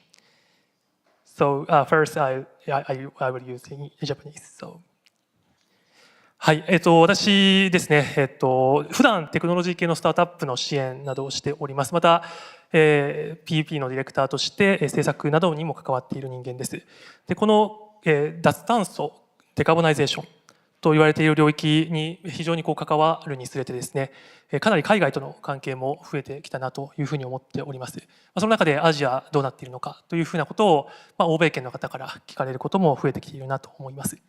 ただ一方でですね、アジアといっても広いといいますか、それぞれの国がそれぞれ問題それぞれ違っているのにもかかわらず、アジアみたいな一括りにされることも結構多くて、もちろん欧米と比べると、アジアの各国より似ているとは思うんですけれども、やっぱ違っている部分もあると思いますし、課題が違えば解決策となるようなテクノロジーも違うので、その技術も違う、あるいは必要なファイナンスも違ってくるのかなというふうに思っています。そうした違いというものを、今日いろんなディスカッションを通して、いろいろと解像を高めていただくというふうなところ、そして、アジアとしてどうやっていけばいいのかというふうなところの話ができるといいのかなと思っています。実際に、例えばですけれども、エネルギーも一つの、重要な領域だと思っております。その中で、例えば日本の現状を見てみますと、火力発電が大体 30%、石炭が、すみません、LNG ですね。天然ガスが 30%、石炭が 30%、でいわゆる再エネと言われているものは 20% 程度というふうな状況です。で今日、バウンドレスアースからいらっしゃっているエイタンさんはオーストラリアですけれども、オーストラリアは大体 40% ぐらいが再エネ、再生可能エネルギーで、40% が石炭火力みたいなところ、残りは、褐炭とかガスとかというふうに言われています。で今日のいらっしゃっている黒崎さんは普段シンガポールにいらっしゃいます。シンガポールも非常に特殊で、天然ガスが約 95%、でパイプラインガスを引いてくる、パイプラインでガスを引いてくるというふうなところとか、LNG を持ってくるみたいないう感じで、他国に頼っているというふうな状況です。こうした現状がある中で、目標値として日本は2030年には再生可能エネルギーを36から38ぐらいにするというふうな話があったり、オーストラリアは2030までに再生可能エネルギーを 80% にする。シンガポールは2035年までに天然ガスは 50% ぐらいに抑えて、再生可能エネルギーの輸入を 30% にするみたいな。結構、現状と目標の差が課題だとすると、それぞれの国、アジアといってもそれぞれの国によって現状も違えば目標も違う、あるいは制約条件も違うというふうな、土地の問題とかですね、っていうふうな中で、じゃあどうやっていくのか、脱炭素をどうやっていくのか、そしてそこに対するテクノロジーはどうなのかっていうふうなところを考えていかなければいけないのかなと思っています。今エネルギーのお話をしましたけれども、例えば他の業界ですと、農業を捉えてみると、オーストラリアはだいたい GHG の排出、オーストラリア国全体の 15% が農業由来だと言われていますが、日本は 4%、シンガポールはほぼ輸入に頼っているので、ゼロに近いというふうな状況だったりするので、本当に農業の脱炭素をしようとすると、おそらくそれぞれの国がやることは違うというふうなところもあったりしますので、こうした違いを捉えた上で、ぜひいろいろとお話をしていただければというふうに思っていますし、アジアとしてぜひこういうふうなコラボレーションできるんじゃないかというふうな話ができればいいのかなというふうに思っています。でここから少し英語を使わせていただきます。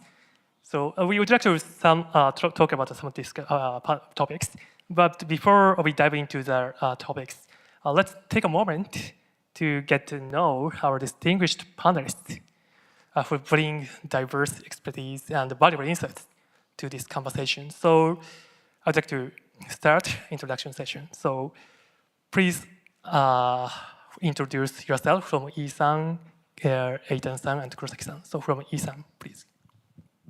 はい、ありがとうございます。みずほフィナンシャルグループから参りましたイーと申します。どうぞよろしくお願いいたします。私なんですけれども、もともとみずほ証券というところでデッドキャピタルマーケットというところで債券の引き受けをやっておりまして、ちょうど2016年の9月に日本の開発銀行の一つである JICA さんがソーシャルボンドを発行したっていうところからですね、この世界にちょっと足を踏み入れたというところでございます。で日本ではそのトランジションファイナンスが今足元GX っていう言葉が使われていて、でここでマーケットの広がりをですね見せてるんですけれども、その前というのはグリーンボンド、ソーシャルボンド、サステナビリティボンドこういうものの記載が非常に多くてですね、これがボンドからローンの方に移ってきて、今トランジションファイナンスっていう形の流れに移っているというふうに理解しています。で私なんですが、今みずほフィナンシャルグループの方に3年前に移ってきてですね、お客様のサステナブルファイナンスのいわゆるサポートをさせていただいておるんですけれども、特にGX 関係、水素アンモニアとかですね、ペロブスカイト、洋上風力とかですね、燃料電池とかこういうものの議論をですねお客様とさせていただいておりますので、銀行と証券と両方の観点からですね今日議論させていただければというふうに思っております。よろしくお願いいたします。ありがとうございます。Thank you for introduction. So next, I'd like to ask Mr. Eitan-san to introduce yourself, please. Hi, everyone, and thanks so much for having me. It's an honor to be able to speak to you today. I'm the CEO of an organisation called Boundless Earth. We're a non-profit organisation with a mission to have Australia on track to being a renewable energy superpower by 2030. I'm not sure if that's echoing or not here. Is that okay? Is it echo there? It is. Okay, maybe we'll go to Miho and I'll fix my microphone.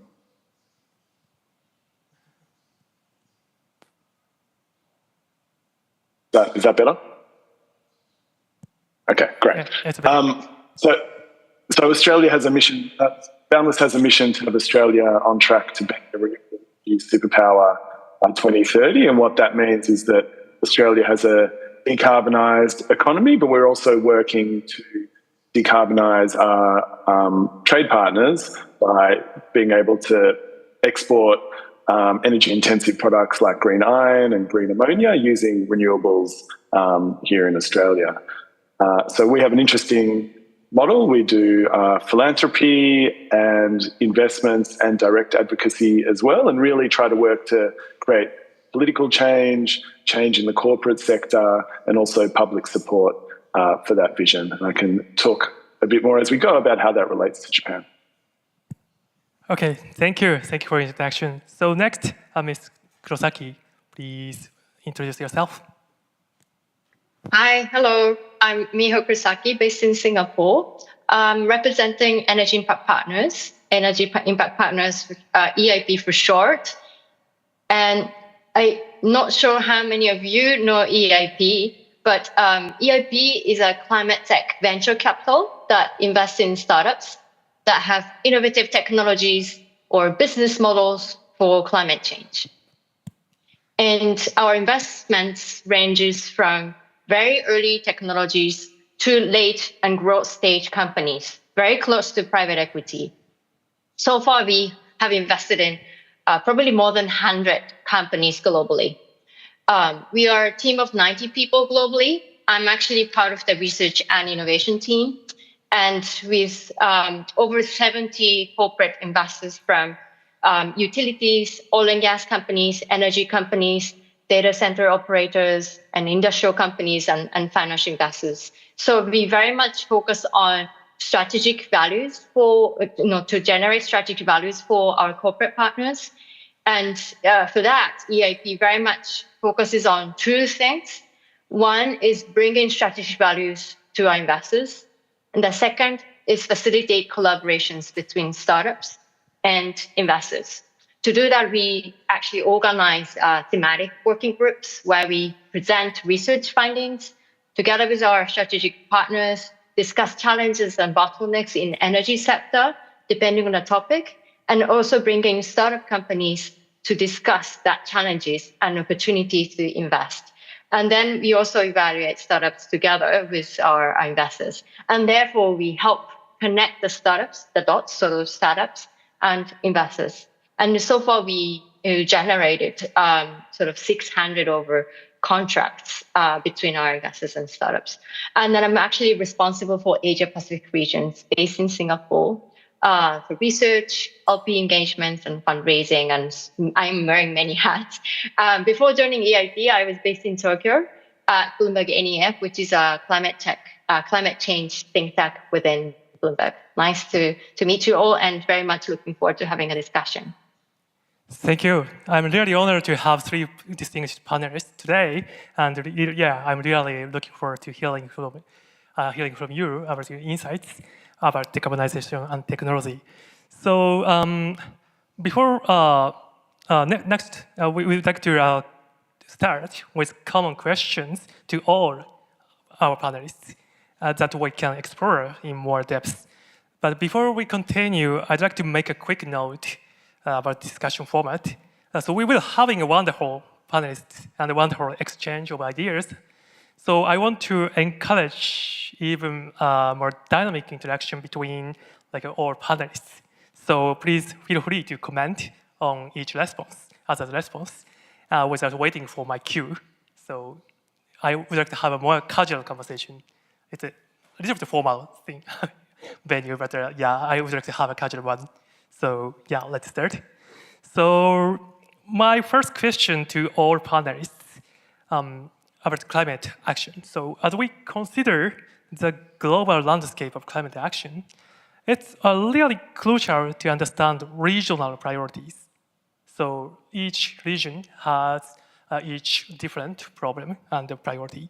So you are you are not representative of each country, but I think you can you have unique insight or unique opinion about the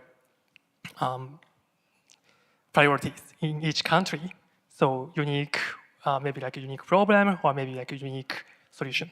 So what in mind, with that in mind, so what are the key priority areas for decarbonization in your country, particularly focusing on Australia and Japan and non-China Asia, so Asia Pacific region. So start with Eitan-san. Do you have any key priority areas for decarbonization in your country? Sure. I mean, there's a few different ways to think about Australian decarbonisation priorities. Australia is about 1.5% of the world's emissions, so that's relatively small, although our population is only 0.5% of the world's population, so we punch above our weight in terms of emissions. However, if you include Australia's exports, our coal, we're the world's largest coal exporter, world's largest LNG exporter, the world's largest iron ore exporter. Just those three exports contribute to 8% of the world's emissions that originate in Australia. So actually, we're very big if you think about it that way. So the challenge for Australia is that our export sector is extremely fossil fuel intensive at the moment. In terms of policy, we have reasonable policy at the moment in terms of decarbonising the power sector in Australia. We have a target to get to 83% renewables by 2030. We have just finally implemented fuel efficiency standards in Australia. So we're starting to get, Australia's got an extremely deregulated vehicle market. So we're starting to see this wave of really low-cost Chinese EVs coming into Australia. So, I expect to see transport emissions begin to come down. Agriculture, like everywhere, is a very big challenge in Australia. We have a huge number of free-roaming cattle in these, huge cattle farms across the north of Australia, which is going to be an extremely difficult challenge to decarbonise. And of course, there's our gas export industry, which is also leaking large amounts of methane, as is our coal industry as well. And we don't have, Australia has signed up to the global methane pledge to reduce methane emissions by 30%, but we don't yet have any policy in place. But where we are starting to see change is the government's recognition of this positive opportunity for Australia, this idea of Australia becoming a renewable energy superpower.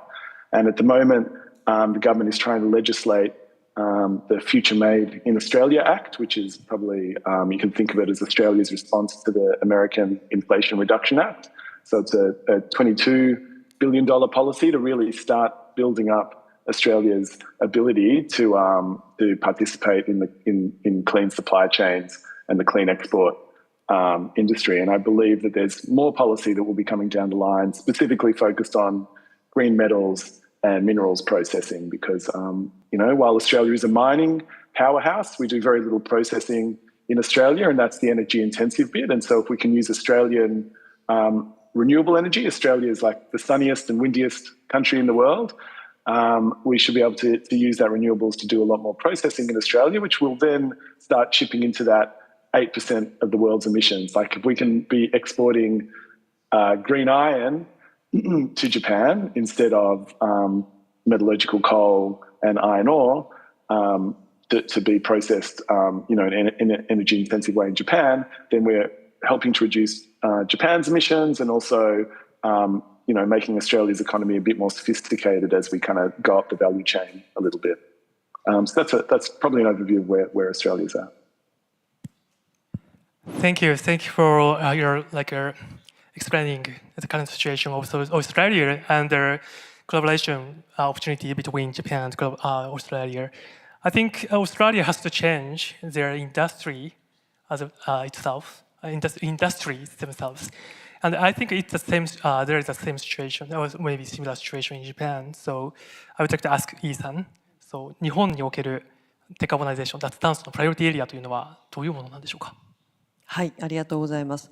難しい質問だなというふうに思ってるんですけれども、日本でいわゆる脱炭素をやっていかなきゃいけないセクターとなると、ハードトゥアベイトのセクターになるので、電力、鉄、化学、紙パセメントとかですね、こういうあたりになってくるのかなというふうには思っています。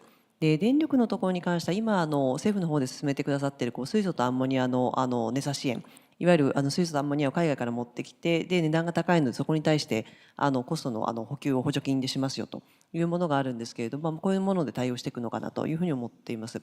で一方でそこからできたクリーンなエネルギーでどうやって鉄、化学、紙パセメントとかですね、いわゆる産業面のところをクリーンにしていくのかっていうのは一つ課題なのかなというふうに思っています。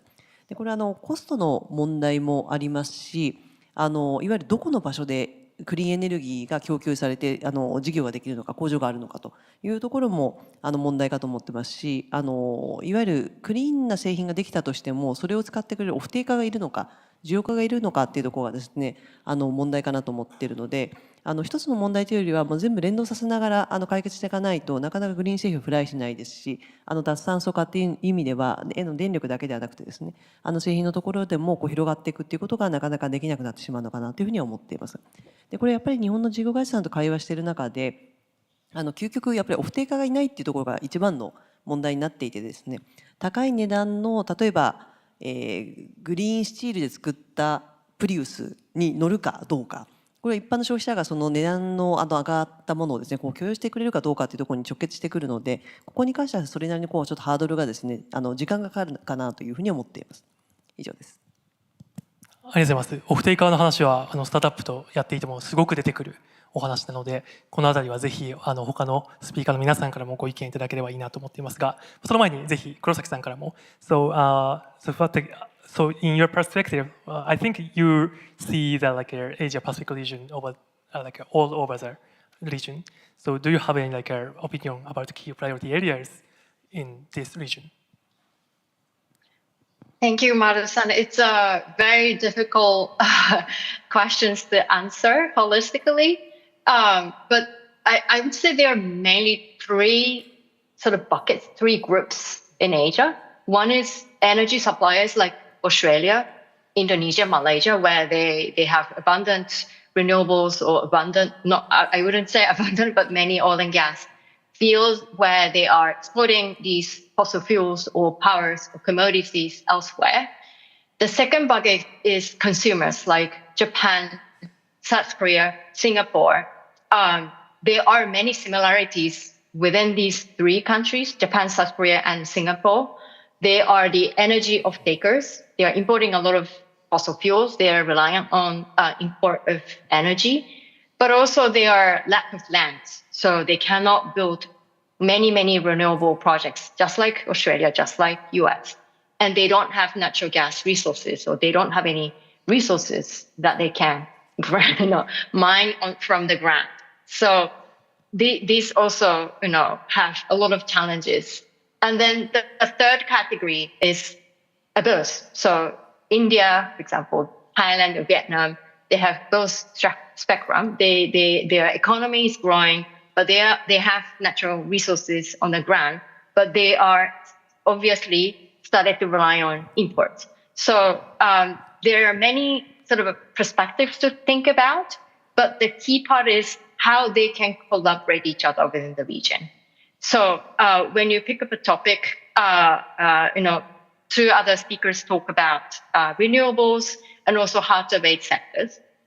So when it comes to renewables, especially in Singapore, the country is trying to import renewable energy from the region. So they are building very big transmission line or subsea cables to import power from other countries.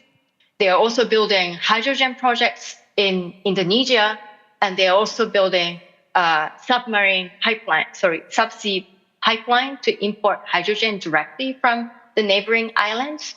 And when it comes to CCS, for example, maybe you could think of putting carbon on the ground, but the second category, sort of energy consumer countries, don't necessarily have sequestration sites nearby. So they may need to think about exporting carbon to neighboring regions. So how do we work together? How do we collaborate together? And then especially when we are talking about technology and innovation, how these innovations could be harnessed in a difficult environment. And then I think that's the opportunities for startups in the region. ありがとうございます。すみません、日本語で本当に各国がコラボレーションしていかなければいけないし、新しいテクノロジーも含めて考えていかなければいけないというところかなと思います。で今、now we can recognize what the priorities of each country or each region, maybe like Asia Pacific holistic region. So I'd like to hear about the next question. So we all know the path to implementation of solution like decarbonization technology or maybe decarbonization solution isn't always straightforward and maybe difficult. So we would like to understand what the hurdles or barriers of these like implementations. So could you elaborate on the major challenges and barriers to decarbonization technology or solution implementation in your region, so in your country? So maybe from Eitan-san, can I hear your opinion on your region?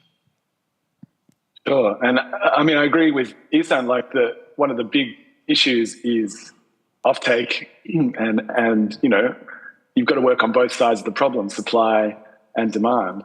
And so if you think about Australia and moving from a fossil fuel, a carbon intensive export market with coal and gas, and moving that to a new export market. I mean, this is very important, not just because we want to do the right thing for for climate change, but the world has signed up to the Paris Agreement. So according to that, Australia's potentially our top 3 exports are going to go away over the next 20 to 30 years. So it's a major risk to our economy. And so we have to build the new thing before the legacy exports go away while we're still making revenue from those exports. It's kind of one of those classic innovators' dilemmas. And so the way Boundless has thought about this, the way Boundless works is that we pick a topic at a time and we spend 3 months building a strategy around it and looking for partners to fund that can execute on that strategy and create momentum. And so recently we ran a focus on clean exports and particularly getting a green iron export industry set up in Australia. And so there's a whole lot of things on the supply side that we can do in Australia. Obviously, we can create incentives, there's policy, there's infrastructure. And so we're working across all of those things. But much more important is the demand side. And so one of the ways that we're thinking about that is to create a green iron pre-commitment pool. So we're working with the World Economic Forum and the Rocky Mountain Institute and Mission Possible partnership to design a scheme where large consumers of green iron can sign up to this pre-commitment scheme and put together a pool. And we're aiming to get a pool of like, say, $15 billion put together of green commitments. And then that should be, a really good signal. Like you say, if you can supply green iron for this price, there's a guaranteed offtake. And obviously it'll be, the design will be a bit more complicated than that, obviously over time, but effectively it's that. And ideally that would create a signal for new infrastructure to be built when you combine that with supportive policy in Australia and other places. And so, we need to find ways to get over these initial hurdles, because once you start building this infrastructure, you learn through doing, and these things get cheaper over time. And so you've got to work a way to get the first of a kind plants built. And, we haven't really tested with consumers, like Isan's point, like would a consumer be willing to pay an extra, it doesn't actually work out to that much more for a car, an extra $500 or extra $200 for a Prius that is made with zero emission steel. I think if someone's buying, the kind of person that's going to buy a Prius probably would pay an extra $200 for that, but we have to test that out. So I think we all have to assume that this has to happen and is going to happen, and we have to think on both sides of the problem. We can't just be sitting there on the supply side waiting for the demand to come. We have to actually go and put the effort in to create the demand as well as think about it. And there's a perfect example of this is Japan working to build the LNG supply chain. Like, you know, the Australia wouldn't be the world's largest gas exporter if Japan hadn't wanted that guaranteed supply of LNG. Almost every major Australian LNG project over the last 10 years has been invested in by Japanese investors. And so the industry wouldn't exist if Japan didn't want it to exist in Australia. And I think we can think very similarly about green iron, green ammonia, all these things. Japan can really be involved as a trading country on both sides of the supply and the demand spectrum. So I think that's the real role that Japan can lean into. Thank you. So we have to solve the supply side and demand side at the same time, and we have to change the industry, like export import, at the same time with solving the demand side and supply side problem.すみません、日本語でテクノロジーサイドのことも非常に大事、サプライサイドのことも大事だとは思いますが、デマンドもやっぱりやっていかなきゃいけない。デマンドのところだと、先ほどの、プールを作るということだと CO2、DAC、DAC、ダイレクトレバーキャプチャーでも同じような試みがされているのかなというふうに思います。そのあたりを、国として、あるいはイノベーターとしてデマンドを作っていくというところは大事なのかなと話を聞いてて思った次第です。では次にイーさんにぜひお伺いしたいんですが、この日本において、先ほどのお話も聞きながらで結構なんですけれども、メジャーなチャレンジ、メジャーな挑戦といいますか、この、プライオリティのエリアをソルブしていくために必要な、超える必要のあるバリアというのは一体どういうものなんでしょうか。ありがとうございます。今、エイタさんのお話聞いてて、エイタさんの話はもう日本と全く一緒だなっていうのが私の感覚なんですけれども、結局グリーン製品をフライさせるにしろ何にしろまだどの技術が来るのかが見えていない。でファイナンサーからすると予見可能性がないのでキャッシュフローが回らなさそうな案件に関しては金は貸せないという話になってくるので、やっぱりその予見可能性をどうやって作っていくのかっていうのがやっぱり重要なのかなというふうには思っています。でエイタさんの話を聞いてて思ったのがいわゆるオフテーカーの需要をどう作っていくのかコミットさせるのかっていうところなんですけれども、じゃあその強力な一番後押しって何だろうっていうのをですねちょっと話を聞きながら考えていたんですけれども、場合によってはそのブランドオーナーのサプライチェーン上に入ってくる企業さんたちはすべからくグリーンの製品を使ってないと結局もう採用してもらえないとかですね、そういうのは一つのいわゆる求心力というか背中を押す後押しになるのかなというふうに思ってます。でじゃあブランドオーナーの背中を押すのは誰なのかっていうとやっぱり株主だったりとかですねがどれだけちゃんと会社に対してエンゲージメントをしてそこの要求を言ってるのかっていうのは一つポイントとしてあるのかなというふうに思っています。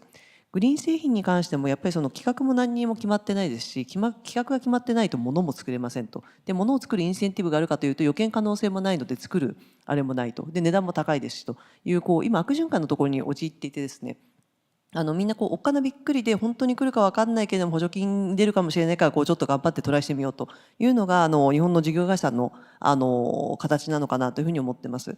でそこでやっぱり後押しするのはその法律を作ったり企画を作ったりとかですね外側の枠組みをやるっていうのもそうなんですけれども、やっぱりそのエンゲージメントをしてもう株主としてちゃんと意見を言っていくってそっちの方向に行かないと会社さんとして生き残れませんよっていうところがやっぱり究極このCO2 の削減の話に究極つながっていると思いますので、そういうところでアプローチをかけていくしかないんじゃないかなというのが今飯田さんの話を聞いてて思った次第です。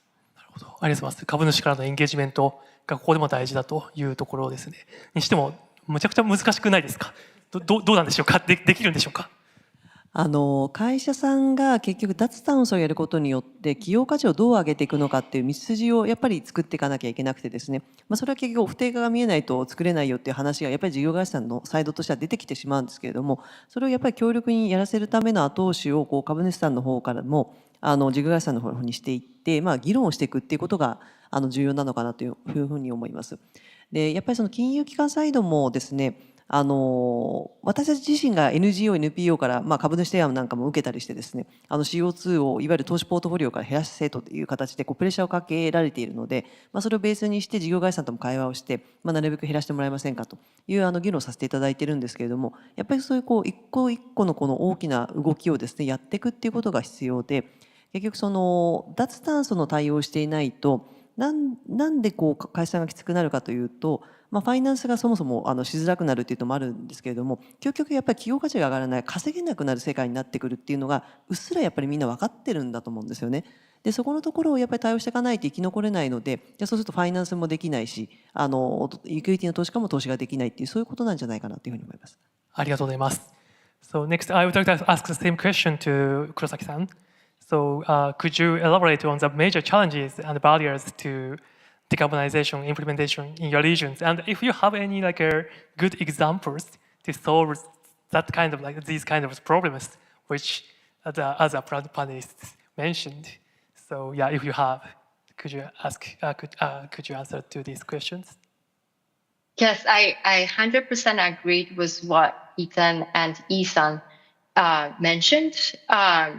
I guess also supply demand challenges and off-taker challenges are sort of happening in all of the sectors. But I also would love to emphasize policy incentives or policy support to both sort of the sector itself, but also for the technologies as well. Given the example of IRA, I think Ethan mentioned previously that sparked many innovations, many startups in the US.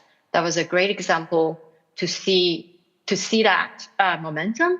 But at the same time, we need to have off-takers of these technologies globally. Otherwise, this innovation wouldn't be existed for a long time. And I think one of the chance to solve this big challenges globally is how you are open to innovation, and the corporation, and also probably country as well, how you can embrace innovations. What I mean by that is, you would have to test and fail, and then test and fail, and then that's the pathway to take innovations and new opportunities.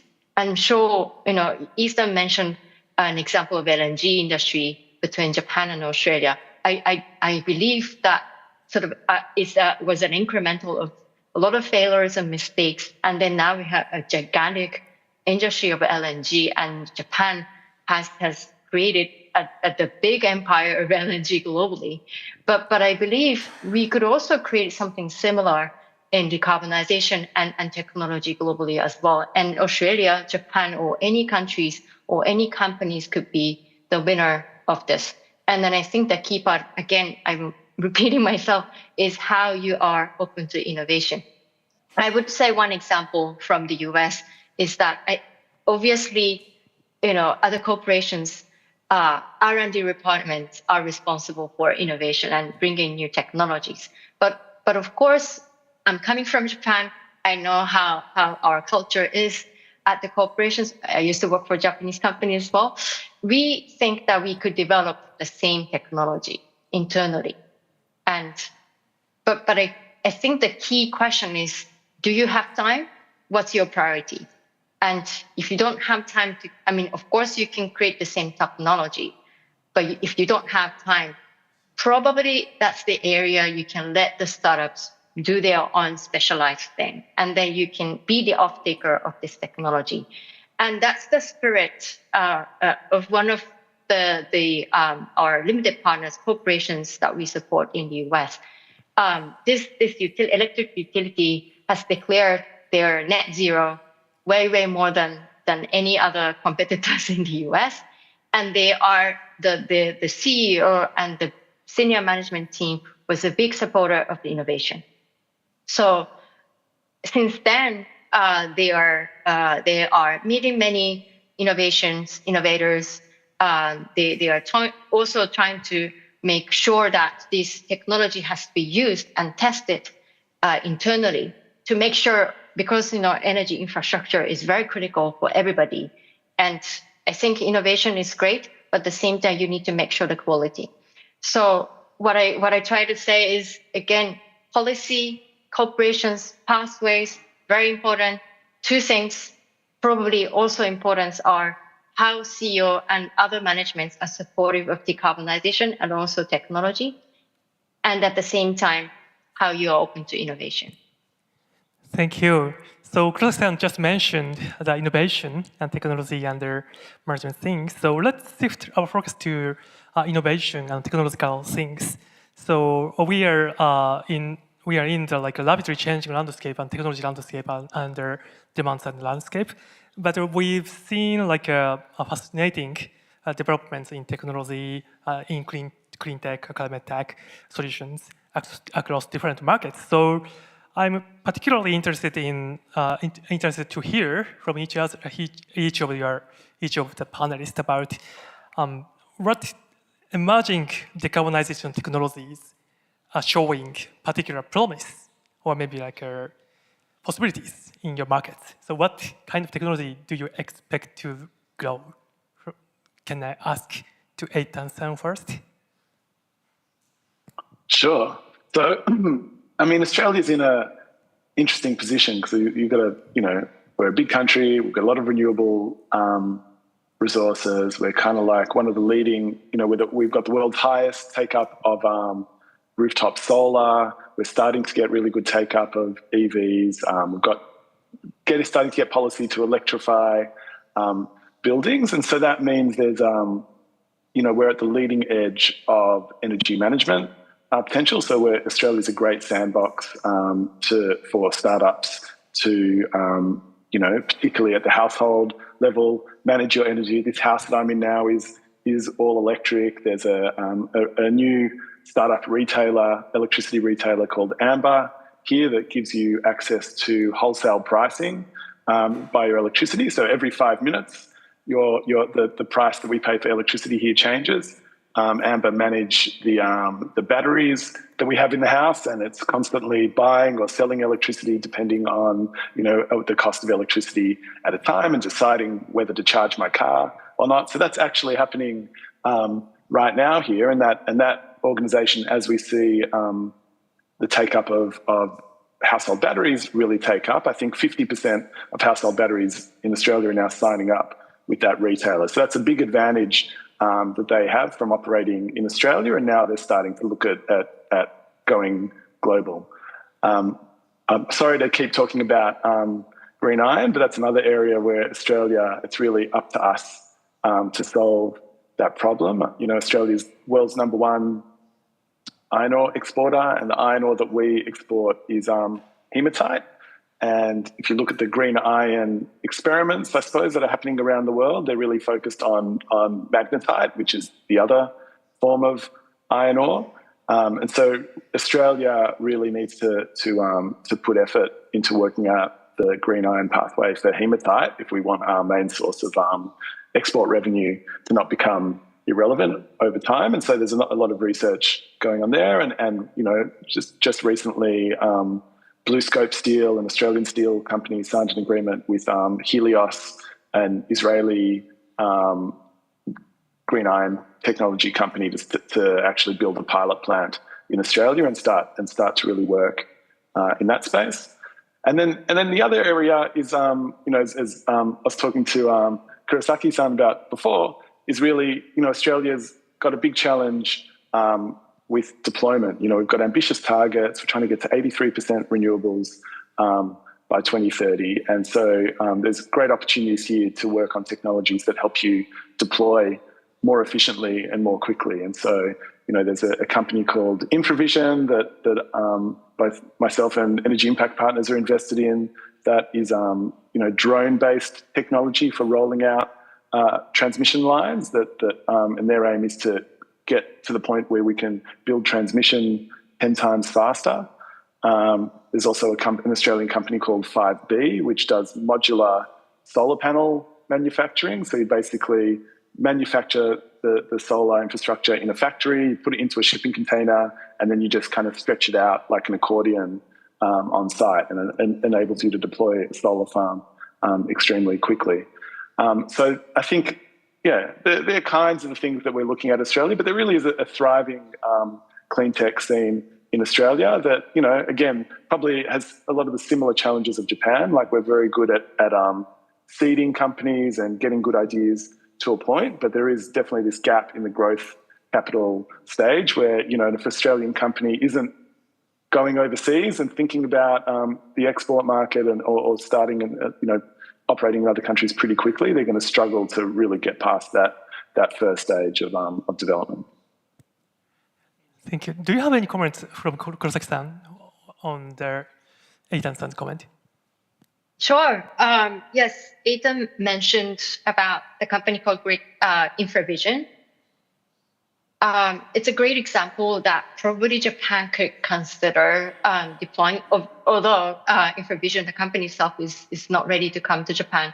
But it's you know, not only that they have a drone air wiring system, but also they are providing software to enable grid capacity to be doubled. So that is called dynamic line rating, which is a software solution that is probably deployed elsewhere in the world. And then I'm hoping that Japan could also think about deploying very similar technology, because Japan is also probably struggle to double the grid capacity for renewables, especially for when it comes to offshore wind deployment. And that is not, you know, unfortunately not happening everywhere. That is centered around the region, certain regions, as Isa mentioned previously already.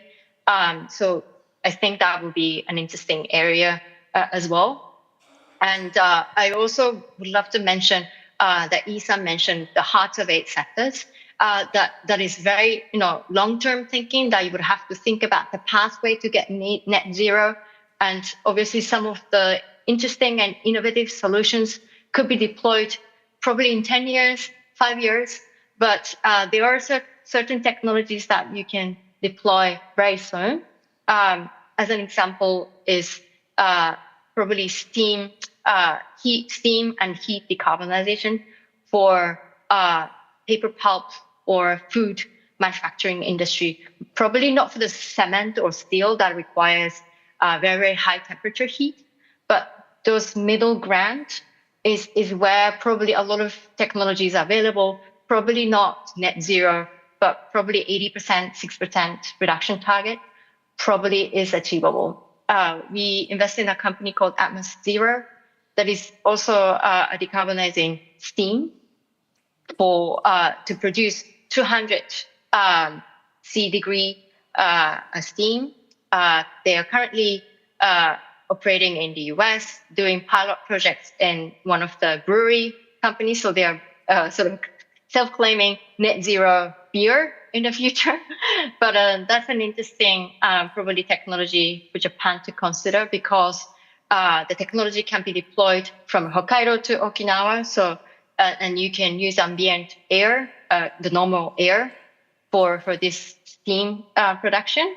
They are using boiler technology. So it's not revolutionary technology, but that's something that you could think about. Again, the other spectrum, the long-term solution that Japan may need to think about, or other developed nation in this region could think about, is the hydrogen. Again, you know, it's a very interesting area. A lot of hydrogen and also hydrogen derivative producers elsewhere in the world is looking and watching what Japan is gonna form as a strategy for hydrogen, and also at the same time, as you know, as a speaker, Ethan and myself were talking previously that it also really need to think about the business justification of using hydrogen. Which sector, what sort of quantity, what's the sort of supply chain, what the infrastructure you need, because it may take a lot of money, capital, and it may also take a lot of energy as well, because when you convert hydrogen, you lose a lot of energy down the spectrum. So you need to think about that. On the other hand, I would also mention Japan probably will need to think about CCU, utilization technology, more seriously. I recently met a couple of investors in Singapore, the investors as well as startups in Singapore, because there are many conferences that are happening in Singapore this weekend, last week and next week. Many Southeast Asian investors are now seriously consider CCU because they realize that there are so many capitals they need to invest to create the value chain of CCS, storing carbon somewhere. So CCU seems to be a very interesting technology for probably Japan, but also Southeast Asian nations. And there are many applications of CCU. So again, depending on the sector, depending on the geographical locations, there are probably interesting technology pathway and innovations in CCU. Thank you. Thank you for introducing great, interesting examples. So next, I would like to ask Yi-san the same question. So technology thing, what kind of どういったテクノロジーにぜひご興味あるのか教えていただいてよろしいでしょうか。ありがとうございます。ファイナンサーのところに話が来るっていうのは一番最後なんですよね。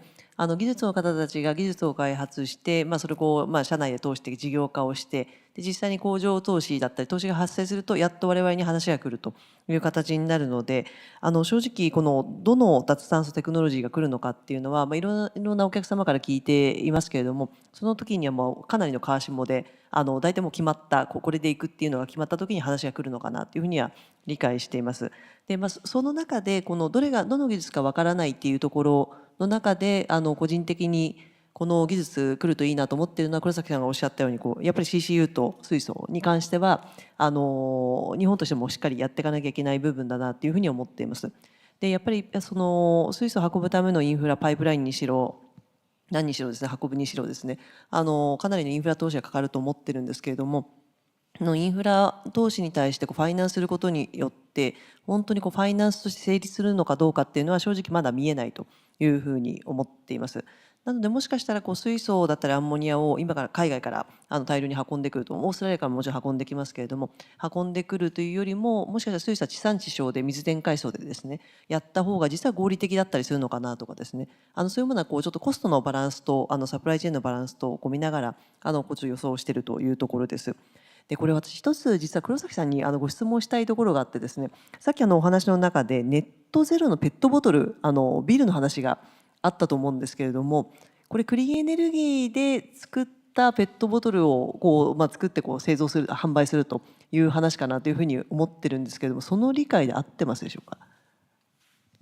すいません、日本語で言います。ペットボトルの話はちょっとすいませんしていないのでもしかしたら通訳さんのところが私が早く話しすぎちゃったのかもしれないんですけれども。特段食品のところでクリーンエネルギーを使うとかそういう話ではないですか。すいません。じゃあ食品のじゃあ日本語でお話をします。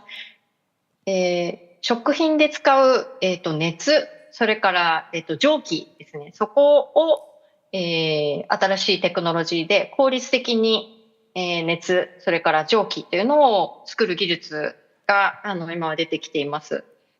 ですので今はおそらく都市ガスないしはガスですねを使ってそういった蒸気とか熱を作り出しているはずなんですけれどもそれを使う代わりに電気ボイラーですね電気ボイラーでその熱とか蒸気を作ることができる技術がありましてしかもそのボイラーの技術ですけれども今までの技術ですと排気熱っていうんですかねウェイストヒートと呼ばれているものを取り出してそれを用いて熱を作るんですがそうではなくて一般的にある普通の空気からその熱とか蒸気を作ることができるのでまたその暑いところ寒いところ関係なく作れるということで今ちょっと注目がされている技術となります。ありがとうございます。よく理解できました。ちょっと私がすみません確認があれだったのかもしれないんですけれども、もし仮にですねネットゼロのペットボトルの話だったら面白いなっていうふうに思ったんですね。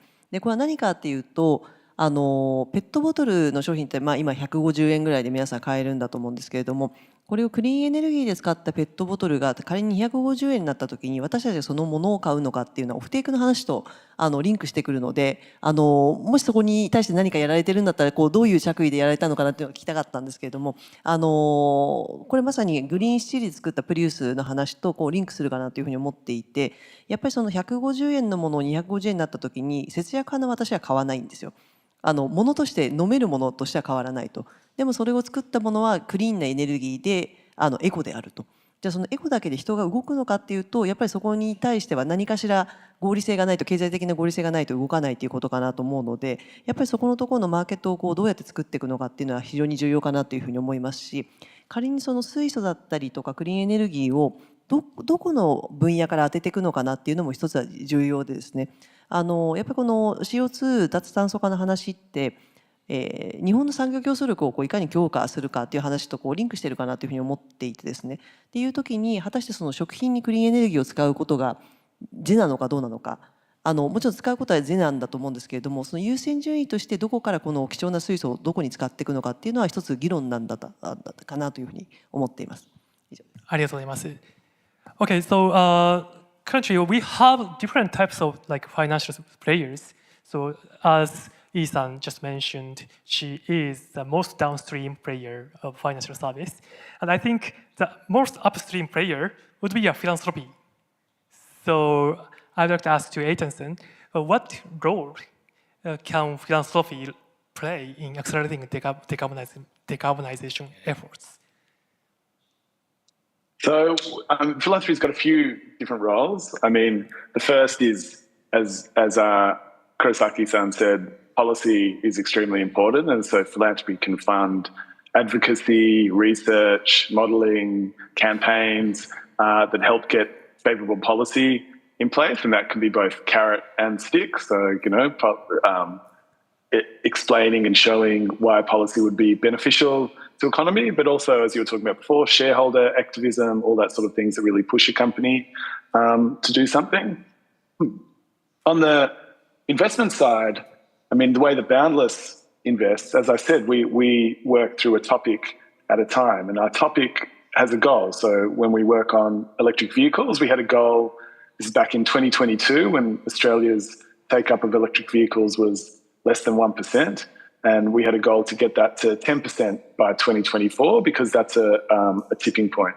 And so when we're looking at investments in that space, for us as a non-profit, we're not looking for return, we're looking for, will this investment help achieve that goal, bring that tipping point forward? So in that particular case, we extended a line of credit to a company that brings in second-hand EVs from Japan and the UK, which drive on the same side of the road as Australia, and help them bring in 10 times more second-hand EVs into Australia, which was a really important gap in the market at that point. And we did actually get a return because that was a loan, but not at commercial rates. And we could recycle those returns into other things we were doing down the line. One of my favorite examples actually is really interesting way of thinking about it. We did a piece on methane and reducing Australia's methane emissions. And we funded a project here at the University of New South Wales to build the world's highest resolution methane sensor, because one of the issues in Australia and around the world is that we don't even know how much methane is being emitted. Like the numbers are completely just estimates that are generally wrong every time someone actually measures it. So we funded through philanthropy this sensor, but it didn't have a platform to actually, to be carried on. And so we looked around the world and we found a company in Tucson, Arizona in America that builds stratolites, so balloons, stratospheric balloons, that are mainly used for defense purposes. And we said we'd like to invest in you, but on the proviso that you install these methane sensors on your balloons, because we need to get some much more accurate methane maps of what's happening in Australia. And the company was like, great. We get an investment, we get a new line of revenue because that methane data is actually very valuable and they can sell it, and we get the data that we need, that a lot of the other partners that we funded need to really push for better policy on methane in Australia, which then creates a flywheel, and then you get a better policy, which then creates more opportunities for potentially seaweed startups to work on cows, or startups that can technologies that can help cap underground coal mines and stop them from producing so much methane. So I think philanthropy has a big role to play in that catalyzing effect, whether it's helping to de-risk part of the financial stack, whether it's helping to get policies that become a tailwind that help the whole sector, or just doing kind of wacky, interesting stuff like, finding the stratolite, just solving problems. Wow, so philanthropy can take a lot of roles and their unique role, like a catalytic, capital and catalytic role in accelerating decarbonization. So we have only 10 minutes. So last question to Kurosaki-san. So I understand the EIP focuses on the facilitating collaboration between large corporations and startups, and maybe other players. So how do corporate startup engagement models can accelerate more in Asia-Pacific region? That's a very good question.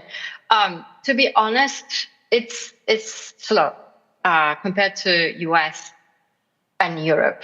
The collaboration between startup and corporations in Asia, partially because obviously time difference.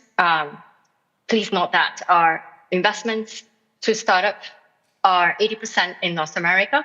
So when it comes to bringing companies to Asia, it's also the second hurdle because it's not necessarily the priority for startups coming to Asia.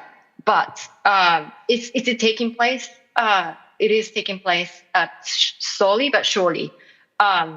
Again, it's one of the characteristics I would say for companies that is making progress is that they are willing to do experiments, and then the second is, as I mentioned briefly, that business units or expertise on certain areas are involved in the conversation, so that he or she or the team of this department can make decisions on the spot, so that the communications are happening, and also communications are happening internally, but also externally to the startup side.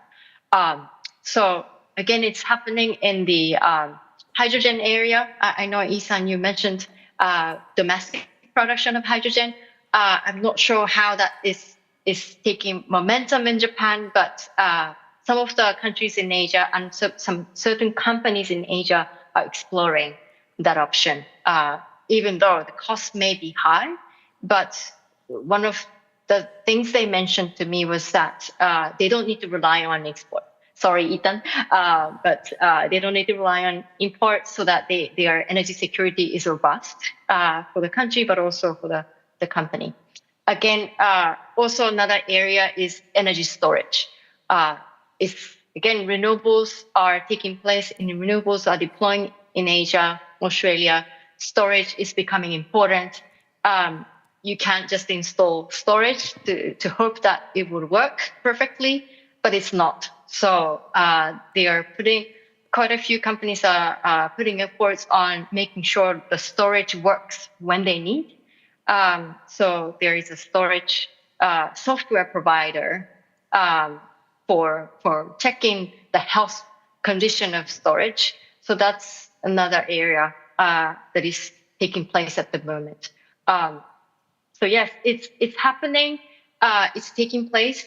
And one of the last comment I would make is that if you cannot find solutions elsewhere, we can probably work with startup companies domestically.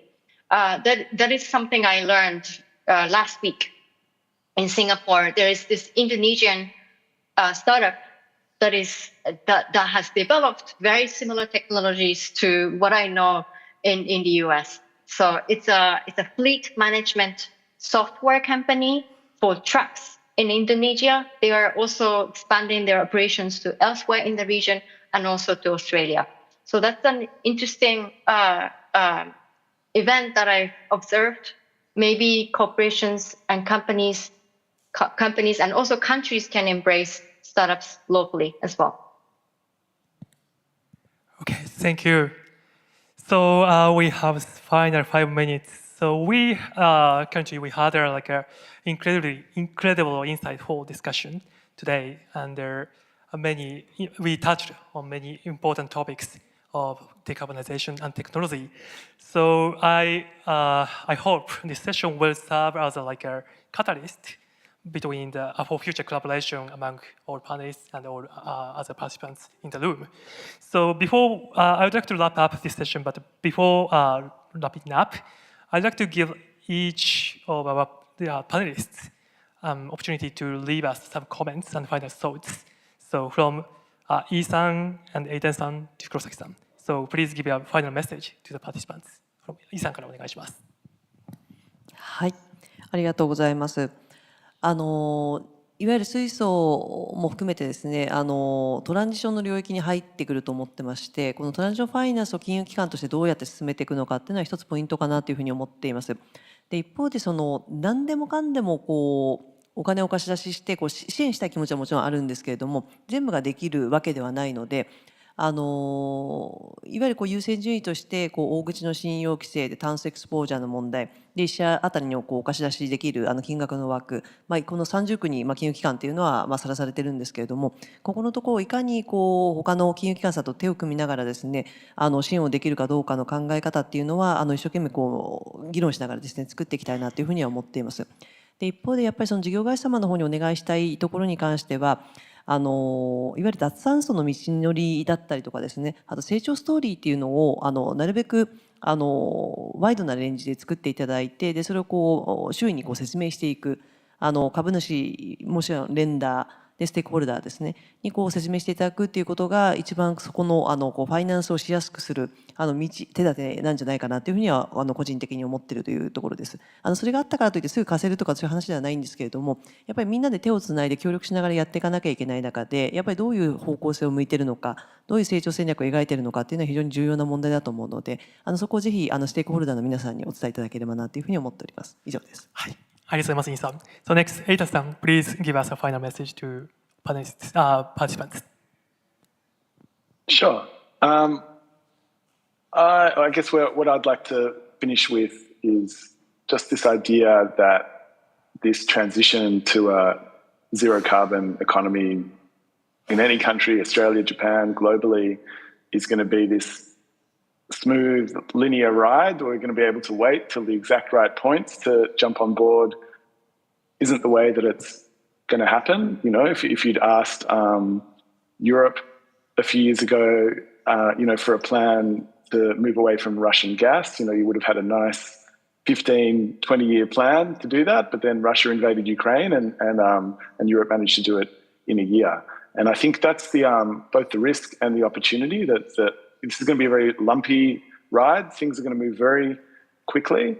And we really need to position our economies to be able to be on the winning side of that, not the losing side of that. So the work that we're doing in Australia is really to start positioning Australia to not wait until the very last shipment of coal goes out before we start thinking about what's next. Like, we need to start building out that industry now because it could happen a lot quicker than we expect. That's the risk.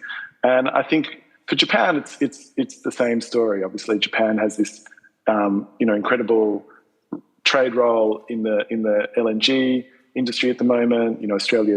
Japan's automobile industry is obviously got a very strong focus on hybrids and is looking at hydrogen, but really needs to take electrification a lot more seriously. And I think in industry as well, we had that great discussion before about industrial heat, decarbonising industrial heat. In Australia, we have there's a $400 million government fund to help industries like decarbonize their heat, and $0 of that fund have been taken up because of all the other hassles that that industries find that get in their way of actually making change. But industries, for me that's crazy. You've got basically you can upgrade your factory for free and decouple yourself from the risk of gas prices moving around. Be able to participate in zero emission supply chains. There's a little bit of obviously there's change risk and there's hassle of getting there, but I think there's got to be this opportunity mindset where you're not just thinking about the financial opportunity on the other side, but just the lack of risk. You're really future-proofing your business, but also your economy if you're really the more that you can get on the other side of this bridge. So I think that's the mindset shift that we're working towards in Australia, and that hopefully we'll start to see more of in Japan as well. Thank you for your warm comment to Japanese people as well. So final comment from Kurosaki-san. Please give us a comment in Japanese or in English, both. Okay. Okay. I don't know. Maybe English. Yes, I think everybody in the energy industry knows this, but decarbonization, we need to work together and collaborate together. And I think historically, energy infrastructure, in order to build that, you need to work with many other people. And it's the same theory for decarbonization as well. I noticed that is happening already, especially the bigger the solution, the bigger the challenges, the bigger solution needs to take place. And therefore, a lot of companies are interested in how to solve that issue. And therefore, they are sharing opinions, they're sharing insights.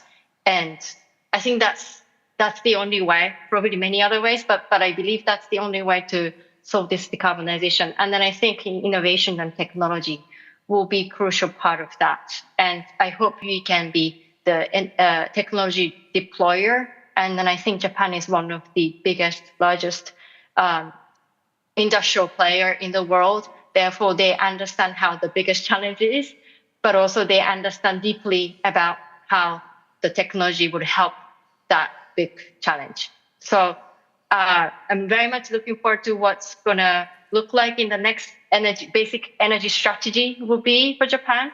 But at the same time, I'm really hoping after that, a lot of the technology and companies' biggest ambitions coming through. Thank you. Thank you. ありがとうございました。これで、少し時間をオーバーしてしまいましたが、このセッション終わりたいと思います。これをきっかけにアジア全体で何かコラボレーションが生まれていけばいいなと思いますし、スタートアップのみならず、本当にいろんなプレイヤーの皆さんがコラボレーションしてネットゼロに近づいていければと思っております。では改めて今日パネリストとして参加いただいた皆様、本当にありがとうございました。また今日この部屋あるいはオンラインにお越しいただいた皆様、本当にありがとうございました。以上でこのセッション終わりたいと思います。ありがとうございます。Thank you very much, our panelists. Excuse me, Ms. Kosaki and Mr. Renko, can you hear me? We'd like to take commemorative photos, so please keep the cameras on.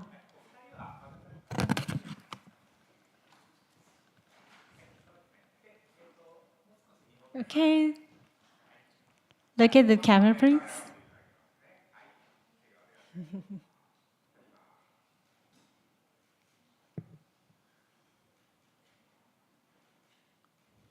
You're perfect. Thank you very much. Thank you. 皆様どうぞ今一度盛大な拍手をお送りください。We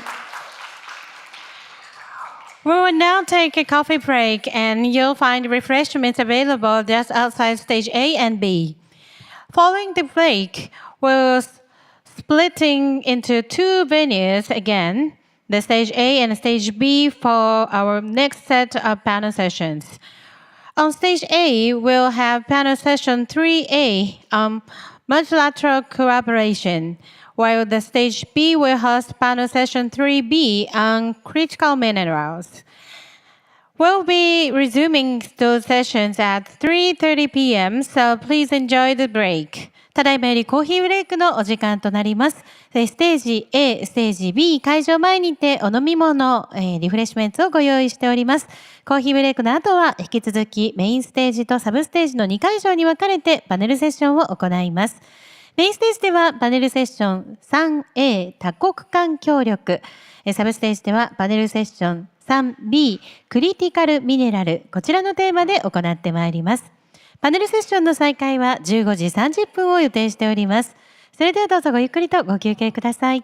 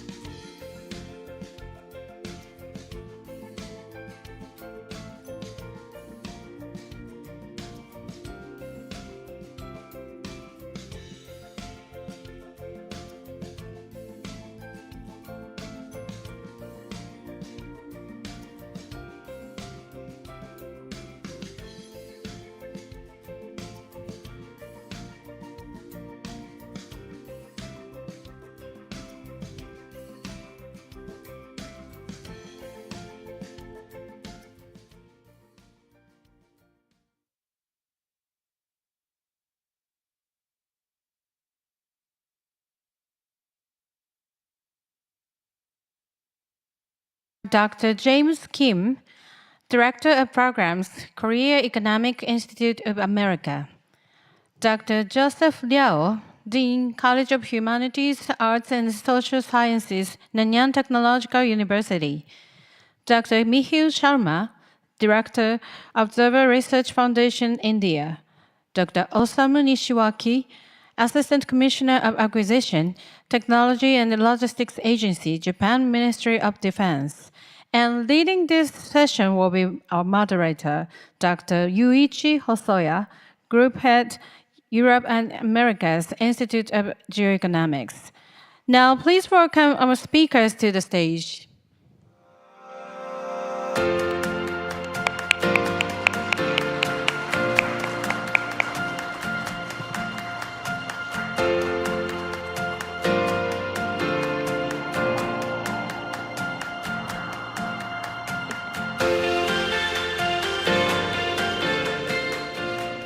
Okay, Dr. Hosoya, over to you.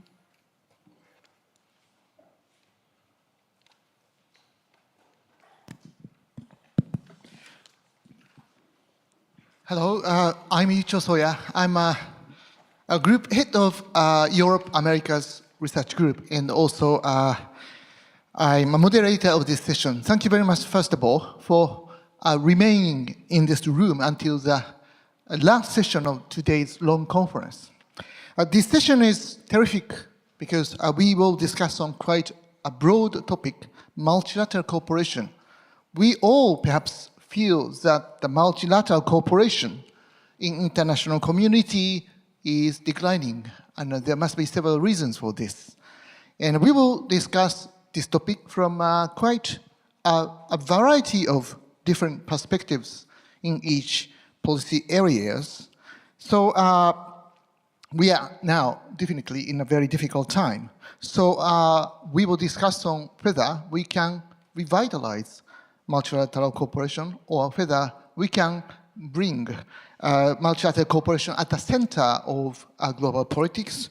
Of course, there must be both possibilities and limits in doing this multilateral cooperation, promoting multilateral cooperation. So in the beginning, I'd like to ask each speakers to provide an initial comment in around 7 minutes. And I'd like to ask Dr. Kim first. Could you please first provide us your initial remark on this topic? So thank you, Professor Hosoya, and thank you to the organizers of Institute for Geoeconomics, organizing a very successful conference. So far, what I'm hearing are some very interesting views, and in this session, I guess I will start off by providing some historical context, because I am the first speaker, to the issue of multilateralism.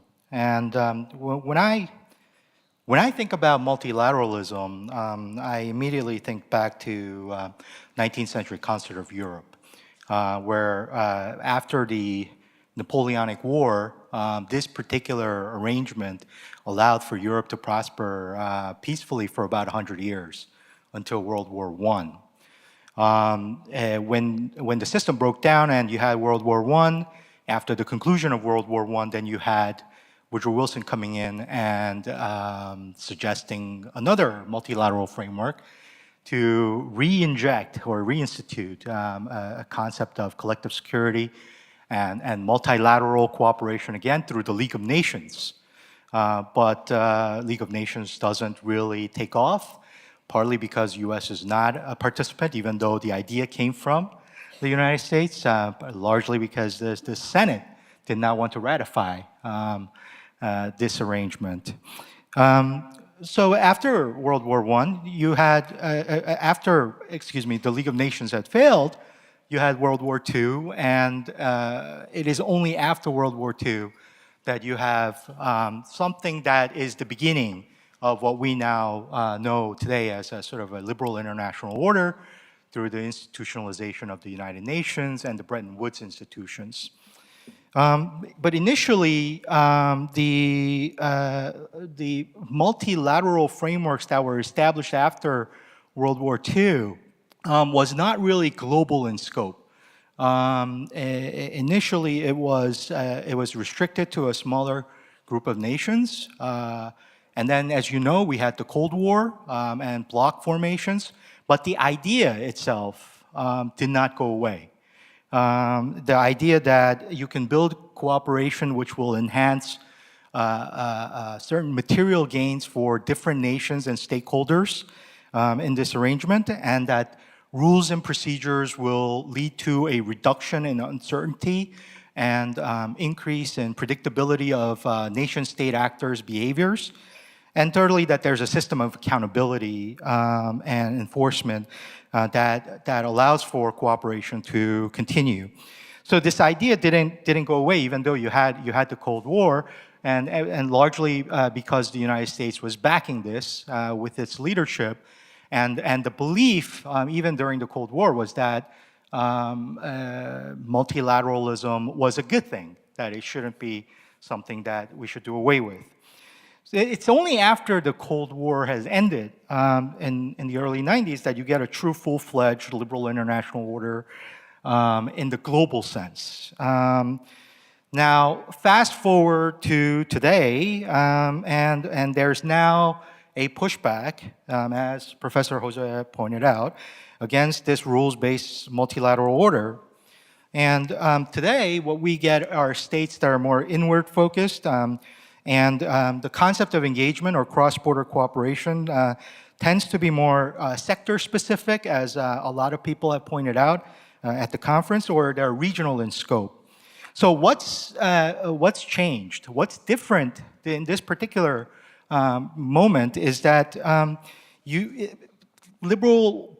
multilateral order is no longer the preferred mode of engagement for powerful nations like the United States. So when you look back in time, multilateralism tended to fail when leadership was lacking. And today, it seems to be the case that we have a weakening of this kind of leadership because the United States no longer appears interested in engaging multilaterally. So I question whether the US can be convinced to come back into the fold and champion the value or idea of multilateralism in the global sense. So in this more uncertain environment, what does South Korea do? And South Korea takes a more pragmatic approach that's based on the realities in the region and the experiences of that it has had in this region. As you know, South Korea is a trade-dependent nation. 90% of its GDP is accounted for by trade. South Korea is a treaty ally of the United States. And over the last 2 to 3 years, South Korea's bilateral trade with one of the largest trade partners is no longer complementary, namely the trade with China. It's becoming more competitive. And you could see that by taking a look at the portfolio of the kinds of exports that China is making to China. Nearly 50% is all memory chip based. South Korea is not exporting cars, South Korea is not exporting phones, because all of that is being produced internally in China. So it's becoming a more competitive economy when it comes to relationship with China, especially after COVID. Yet China and the US are the two largest trade partners that account for 40% of the total exports that South Korea does in any given year. So what to do in this kind of an environment? Well, first approach that Korea has taken, if you take a look at what Korea is doing, is to do what it can while it can on existing multilateral frameworks. So South Korea is still engaging multilaterally. They're still participating in the WTO, WHO, and the climate conferences. So as an example, earlier this year, South Korea still participated in the WTO ministerial meeting to reform the dispute resolution mechanism. That did not go too well, but yet South Korea is still plucking away at it. And The next ministerial meeting is in 2 years, so we'll see what happens there. Aside from these existing multilateral frameworks, South Korea is also expanding participation in other types of minilateral or semi-multilateral frameworks, such as NATO, AUKUS Pillar 2, CPTPP, Quad Plus, or even G7. Now, some of these South Korea is already participating, like IPEF, but a lot of these are areas that South Korea is looking to make some inroads. Thirdly, what South Korea is doing is expanding bilateral engagements. Last year, for instance, South Korea completed trade agreements with 7 countries, and that's, I think, the largest that they've done. The goal, as they've laid out in the trade policy roadmap that they announced in August of this year, is to have free trade network covering 90% of the global GDP. So they're engaging bilaterally and multilaterally and minilaterally. And finally, South Korea is trying to achieve some degree of autonomy by preparing for a rainy day, by getting its own house in order through fiscal reforms on spending and taxation, as well as structural reforms. Thank you very much indeed, James, for providing a quite a broad perspective historically and geographically, mentioning about a 19th century concept of Europe and as well as important American global leadership role. Maybe afterwards we really need to ask about the future of multilateral cooperation, perhaps without American global leadership role. We do not know whether or under to extent the United States can maintain the current or previous global leadership role. If we still need to have multilateral cooperation, we have to ask about the multilateral cooperation without a strong global leadership role of one country, or whether we we also have to think about to what extent we can rely on China's global leadership role. If we cannot simply rely on either American or China's responsible global leadership role, maybe regional players, such as, of course, Korea, Japan, ASEAN, must play a larger role there. So we are looking forward to listen to additionally more story about how regional players can play responsible roles there. Then I'd like to ask Dr. Liu for your initial remark. Thank you, thank you. Good afternoon, everyone, and a pleasure to be here. So what I want to do in my opening remarks is to take the title or the subtitle, Resilience of the Rules-Based International Order, and try to unpack it and in fact challenge some of the assumptions that we have. And I will make 3 points about that. The first is the idea of a rules-based international order. You know, sometimes we make reference to it like it's a given, like it's something that everyone understands and everyone agrees what it is. But I think that is a caricature, that is a too simplistic an approach, because there are questions being asked now. What rules-based order are you talking about? Are you referring to rules-based order in terms of international trade? Are you referring to rules-based order in terms of technology flows?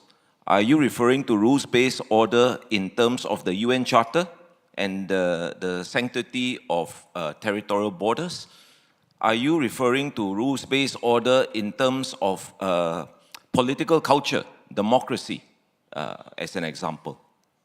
All these are actually being contested because there are diverse views about this. Yeah? So you take Southeast Asia, for example. Southeast Asian countries are free traders. So if you're talking about rules-based order in terms of the rules of free trade, everyone signs up for it.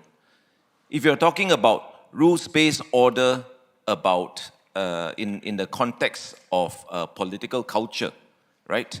Some like to view the world as a liberal international order predicated on democracy. A lot of Southeast Asian countries are quite uncomfortable with that kind of narrative. Yeah. So you know, I think we need to appreciate that it is not intuitive in some ways. It's not intuitive. Even when it comes to the question of norms of conflict. We look at the United States, which has been very resolute in their defense of UN principles when it comes to the Russia-Ukraine war.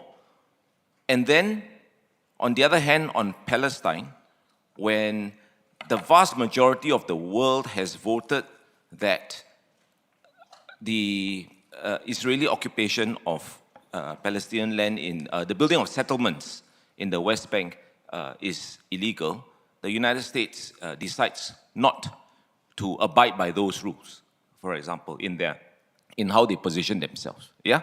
So this question of what exactly are the rules, and number two, who gets to set the rules, right? Does China get to set the rules? Does the United States get to set the rules? I think we heard earlier that predominantly what we understand to be the post-war order has been essentially led by the United States. And a lot of countries have benefited from it, yeah, and want to continue to benefit from it. But on the other hand, we do know today that there are countries that are resisting it, the Russias and Chinas of the world. This is why I would put to you that an organization like the BRICS, which for me, as an organization, I don't believe that it would be as successful as it aspires to be. But the idea of having a BRICS is very attractive to many countries in the world. The question is, why is that idea so attractive? And one of the reasons is because of a great discomfort in how things today are dominated by one power, which has in recent years decided that they can weaponize the interdependence that comes with this dominance of the global order. Yeah? And many countries, even though these countries are not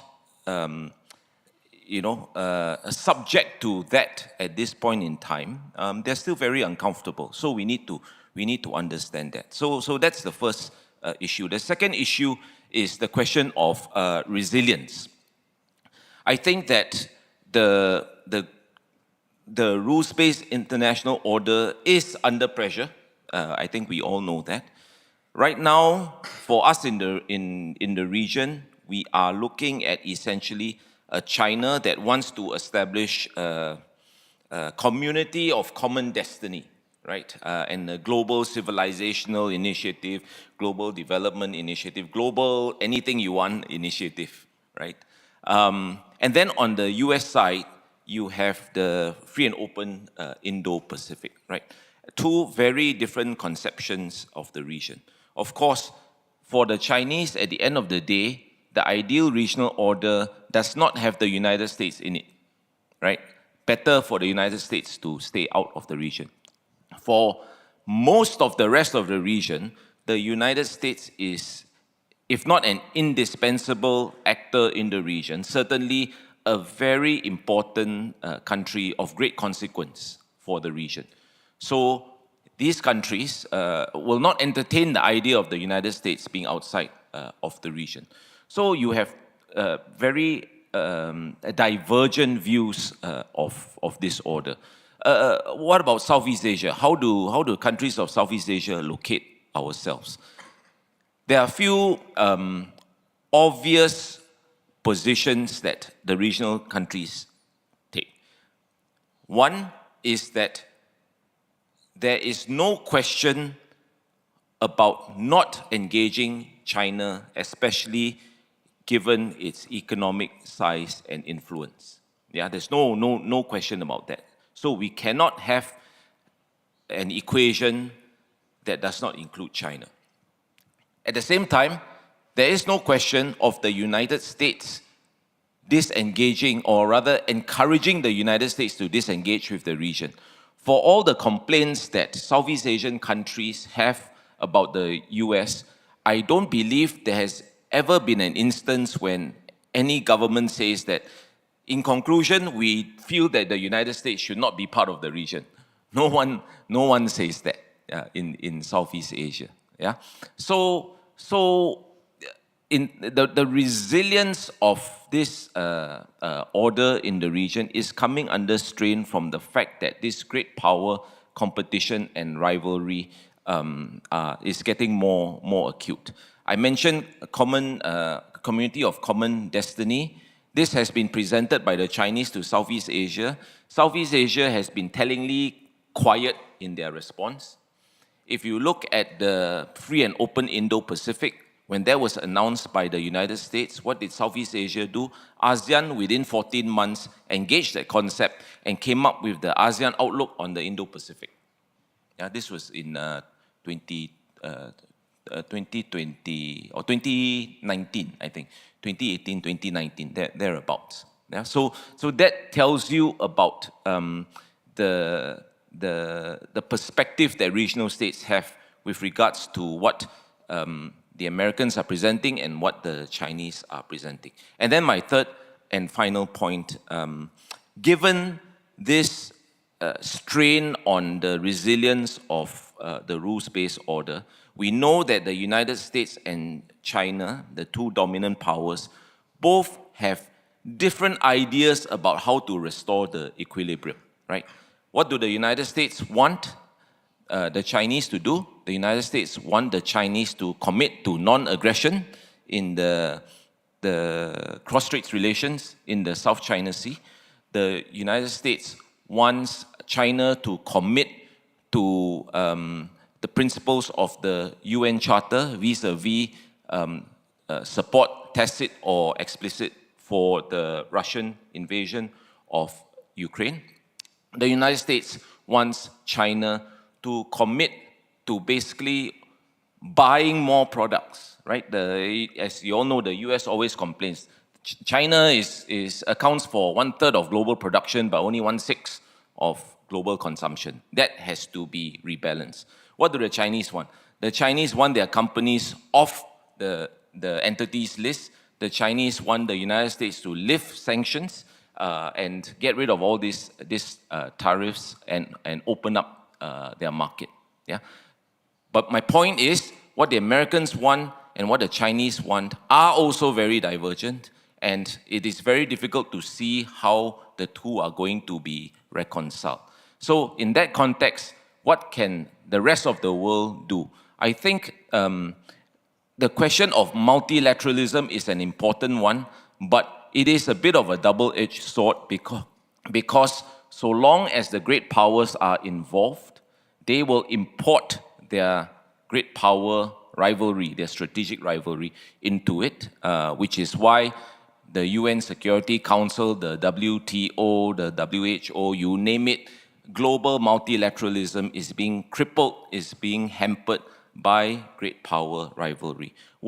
Looking forward, what we need is actually a smaller scale, what people call minilateralism, which to me is essentially, and pardon me for using this very somewhat controversial phrase, maybe less so today, but coalitions of the willing, right? Countries who are prepared to work together. And thirdly, functional cooperation.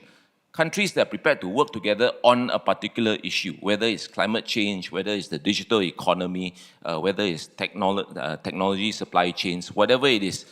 Going forward, we need to find these partners that have some alignment with us on various issues that are in our interests, and we have to pursue cooperation in that regard.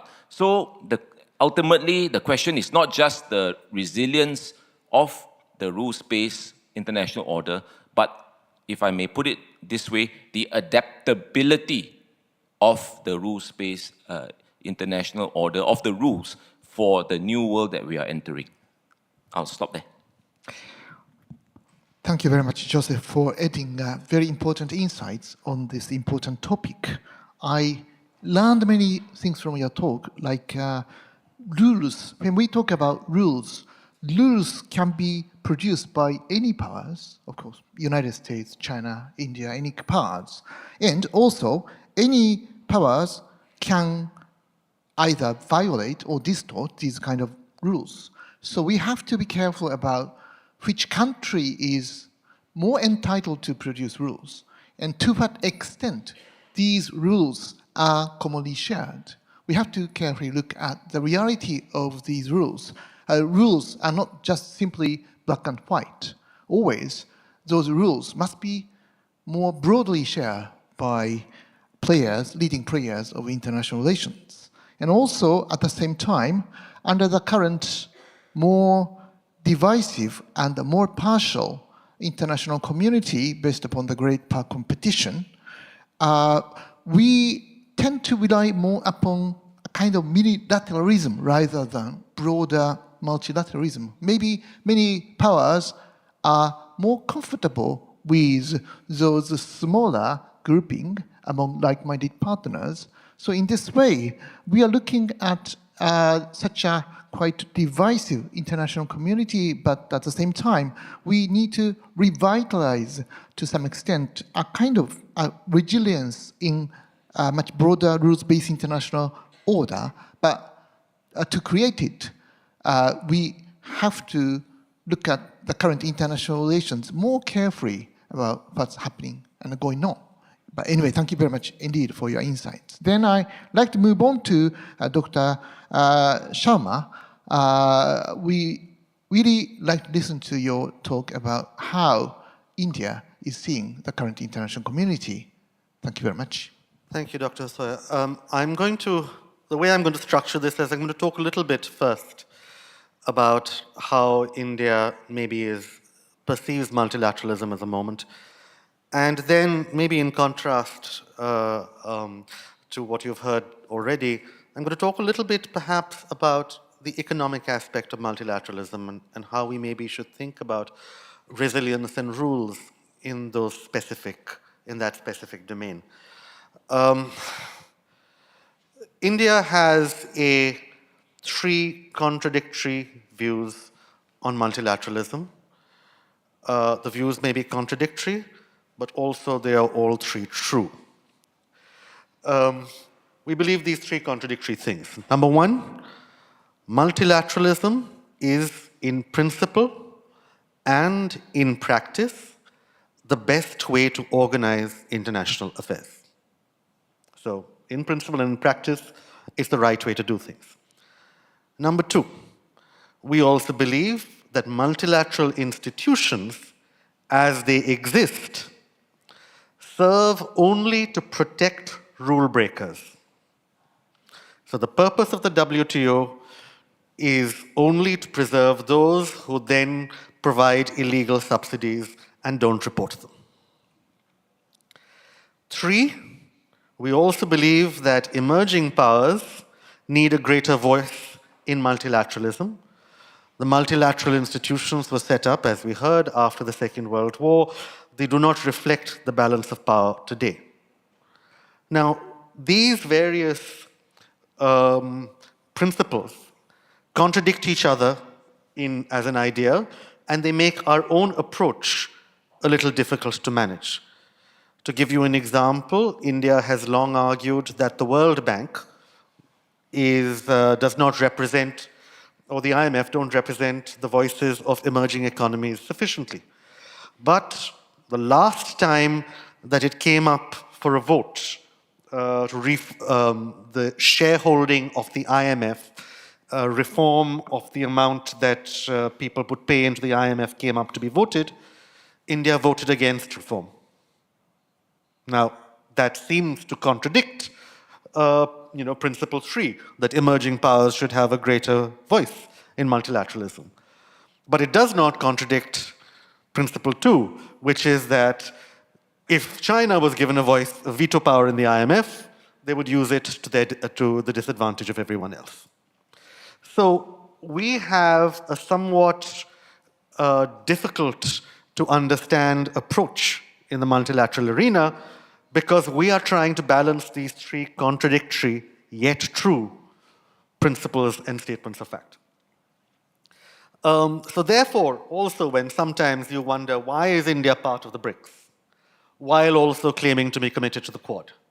Why do we complain about, let's say, Pakistan in the United Nations, but engage with Pakistan and China in the Shanghai Cooperation Organization? What's going on? Our solution to the fact that we have these competing ideas is to try and participate in as many multilateral forums as possible. It is far better to be in a forum and to make sure it's not acting against you than to be outside it and worry about what it's doing. So participate in as many things as possible. If necessary, talk forever. We're very good at that.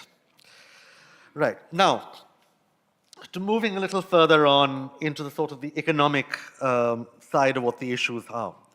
I think that, one, we need to try and hammer out certain common principles, at least in economic multilateralism. And we haven't had those principles so far, and we should start thinking about what they could be.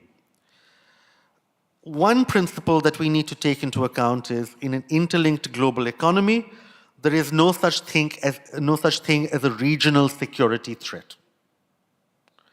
Right? North Korea, it turns out we know, is a threat to European security.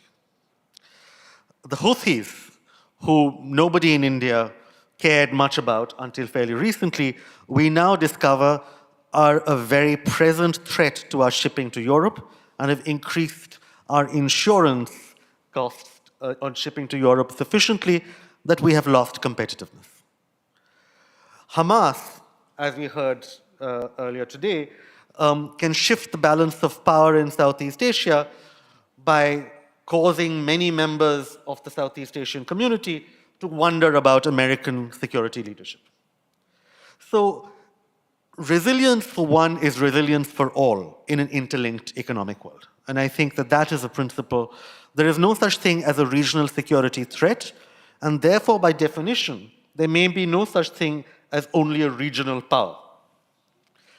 Regional powers have the ability to destabilize the global economy. So regional powers need to start thinking as global powers and not as regional powers. The second assumption I think that we need to think about when we design future multilateral economic cooperation is intelligence and just the understanding of other parts of the world. All of us need clearer and better intelligence about parts of the world that we had not previously thought very hard about. In India, for example, we have discovered that we have traditionally not had a large presence in or understanding of South America. But Argentina and Bolivia are now vitally important to how we think about the next 20 or 30 years because of their control of lithium reserves. So we are having to scramble to develop this. Our companies are having to scramble to develop it. Companies without intelligence about the rest of the world are companies that are inevitably going to be 2 or 3 steps behind. Even regional powers that don't build up proper intelligence, understanding of the rest of the world are not going to therefore be able to participate in multilateral economic arrangements sufficiently effectively. Third, and this is relevant for our discussions in particular, we need to ensure that there is, and this is maybe contra to what James was arguing earlier, the leaders can't set the agenda anymore. We don't need leaders. We need an understanding that the economic arrangements of the future are going to be so decentralized with so many different locations and choke points, so many different veto points on supply chains, that the centrality of entire regions of economic dynamism is what is important. You can't have American leadership and allow it to set the rules any further. You need leadership of the Indo-Pacific in general. You need centrality of the Indo-Pacific in general, because otherwise the leaders will eventually seek to turn any multilateral organization or multilateral institution into something other than it is. The definition of economic security and of restructuring and resilience cannot be determined entirely by the West. It must be developed in conversation with the West, but not by the West. Unity against unilateral measures, and I think this takes off from something that we just heard about the weaponization that we're all worried about in this part of the world. Fundamentally, we need to argue against even our friends and partners, and I don't want to single out the US here, but it's also Europe. Unilateral measures are what are destroying faith in multilateralism.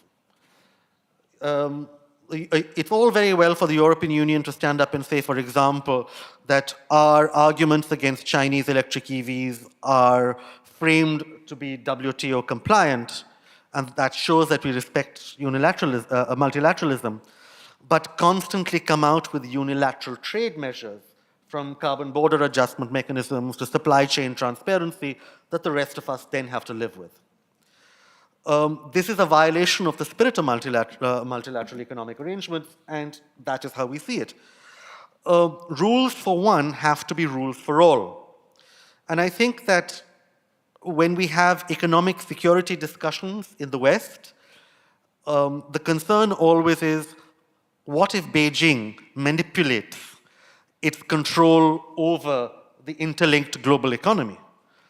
But when we in the global South sometimes have economic security discussions, we are more often talking about what happens when the US or the West or Europe use sanctions as a mechanism to weaponize our interdependence with them.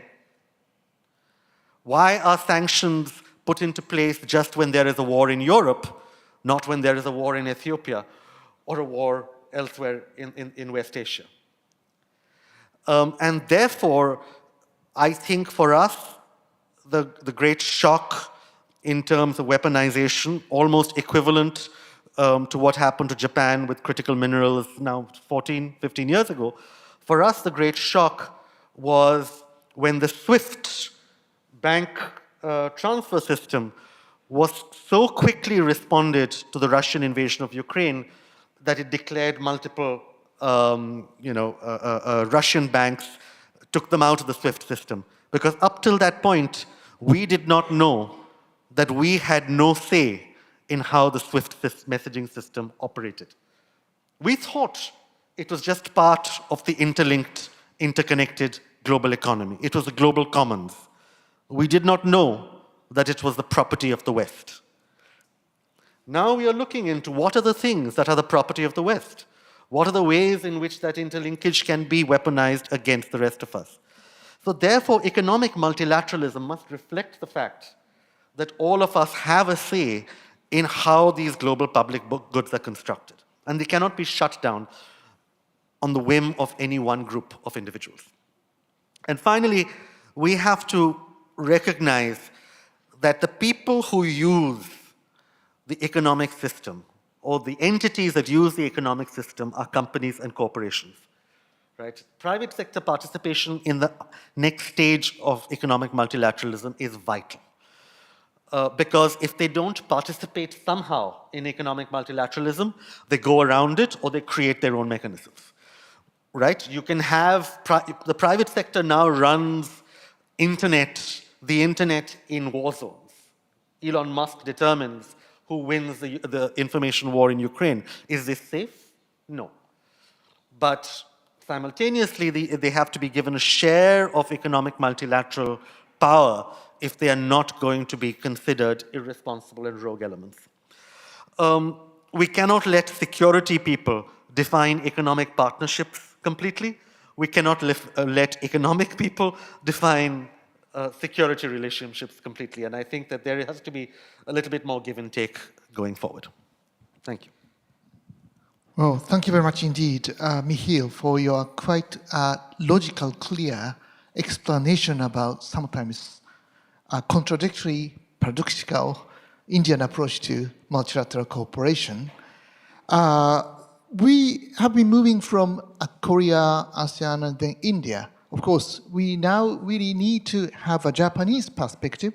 So then I'd like to ask Dr. Nishiwaki, from the point of view of your rich experiences in Ministry of Defense, we'd like to listen to your point of view about Japanese approach to multilateral cooperation.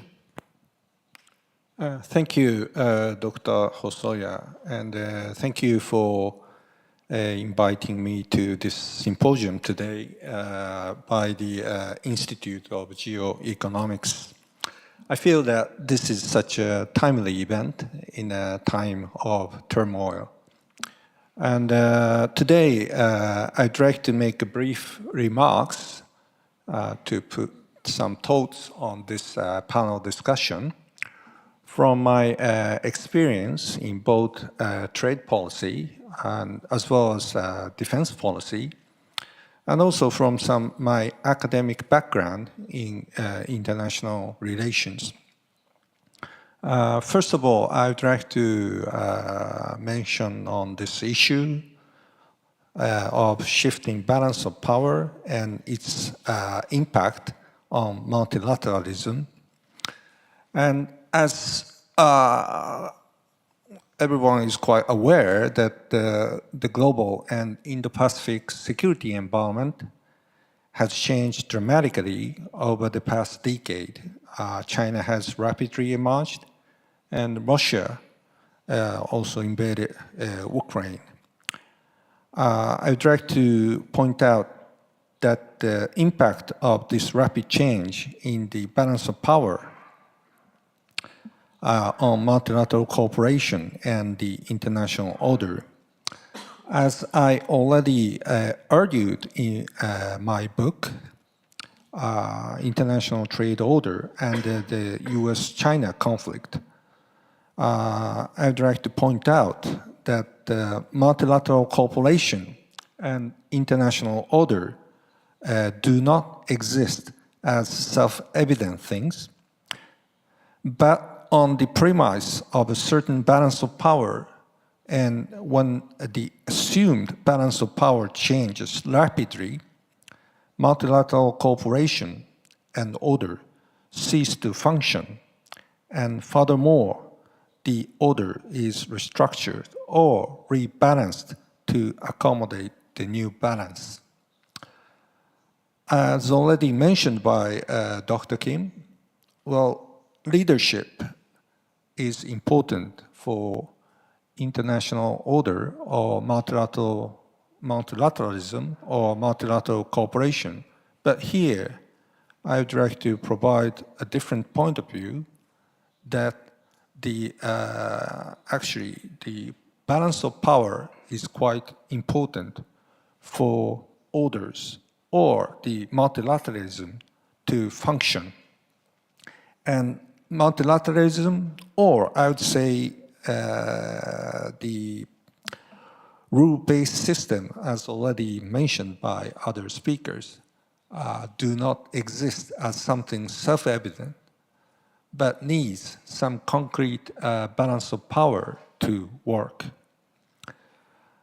As you know, that since its accession to the WTO in 2001, China has rapidly emerged as an economic, technological, and military power.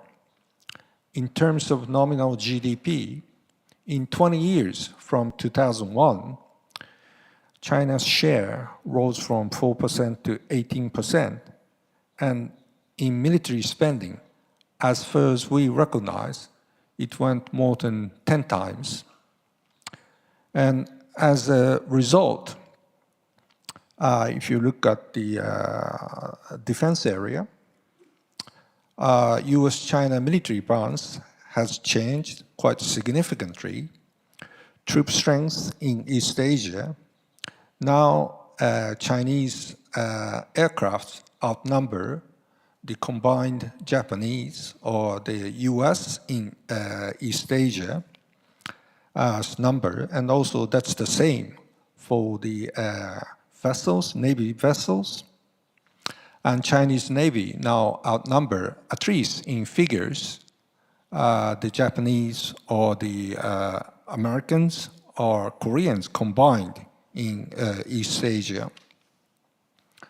And certainly the share of the military budget by the Chinese in East Asia now is overwhelming in East Asia. So as Graham Allison pointed out, China's rapid rise has been unparalleled, I would say, in the history. So since the end of the Cold War, the United Nations Security Council, which embodied multilateralism, had been functioning well with it, for example, with its sanctions resolutions against North Korea, unanimously supported by the permanent members, including US, China, Russia. Chinese and Russians also followed the North Korea sanctions resolution. And it was the same in the economic area, that the WTO, which the US, China, and EU, Japan, or Russia, India, all the major and other major countries, regions had acceded. Its dispute settlement function were functioning. For example, China compiled with the decisions on its by the appellate body on the China's violation of the WTO agreements on the rare earth export ban. However, I would say since around 2010, the balance of power following the rapid rise of China, I would say not only China, with some other emerging economies, I would say the multilateralism based on the previous balance of power seems to ceased to function. And I would say, if I give you one example, good example, is that despite the rapid rise of China through state capitalism and its rapidly increasing share in the world economy, WTO rules were not updated. And as the result, the United States moved away from the WTO's dispute settlement procedure when it was revealed that, as already mentioned by some other speakers, that subsidies by the Chinese government and local government or state-owned banks could not be disciplined by the WTO rules. I'd like to emphasize that for rules to function, it is necessary to have assumption that the conduct of major countries are sufficiently disciplined by the rules. I would say the same thing happened in the United Nations Security Council. And as a result of the rise of China and other emerging powers, the incentive to cooperate with the West, or I would say the G7 countries, has fallen for China, Russia, and others, creating rooms for them to their own policies toward North Korea. So should we say that has multilateralism completely collapsed or ceased to exist? I would like to emphasize that some pursuit for creating new order always exists. And if I give you some example, in the economic field, as you're aware, that some other agreements, such as so-known CPTPP, or for Japan, EU FTA, or the recent IPEF efforts were undergoing. And also, I would say that the Quad cooperation by Japan, US, India, and Australia, which deals with both economic and security spheres, was also promoted. And in the security field, I would say so many examples of new movements, such as I would say that some recent movement to connect NATO and Indo-Pacific region, such as Japan, Australia, South Korea, and New Zealand defense ministers participating in the recently held NATO Ministerial Conference for the first time, or the movement of, this is also such a renowned AUKUS, or the new movement called PIPER, which is abbreviation for Partnership for Indo-Pacific Industrial Resilience in the Indo-Pacific regions. And there are other cooperation among Japan, US, Australia, or Japan, US, Australia, the Philippines, and Japan, Australia, and Korea. And from the viewpoint of the balance of power, it's quite important to focus on the defense industry cooperation. And there's a new movement called DICAS, Defense Industrial Cooperation, Acquisition and Sustainment between Japan and the United States, as well as PIPER that I have already mentioned. If I summarize these movements, I would say these are not just so-called minilateralism, but a way to try to have some or recover balance of power in international order, and by their creation, as well as their function to replace the roles and functions of the traditional multilateralism. And I believe this is a path to create a new balance of power for further operation of some rebalanced multilateralism in the future. And this would be my last remark. For Japan's, I just would like to mention on Japan's role.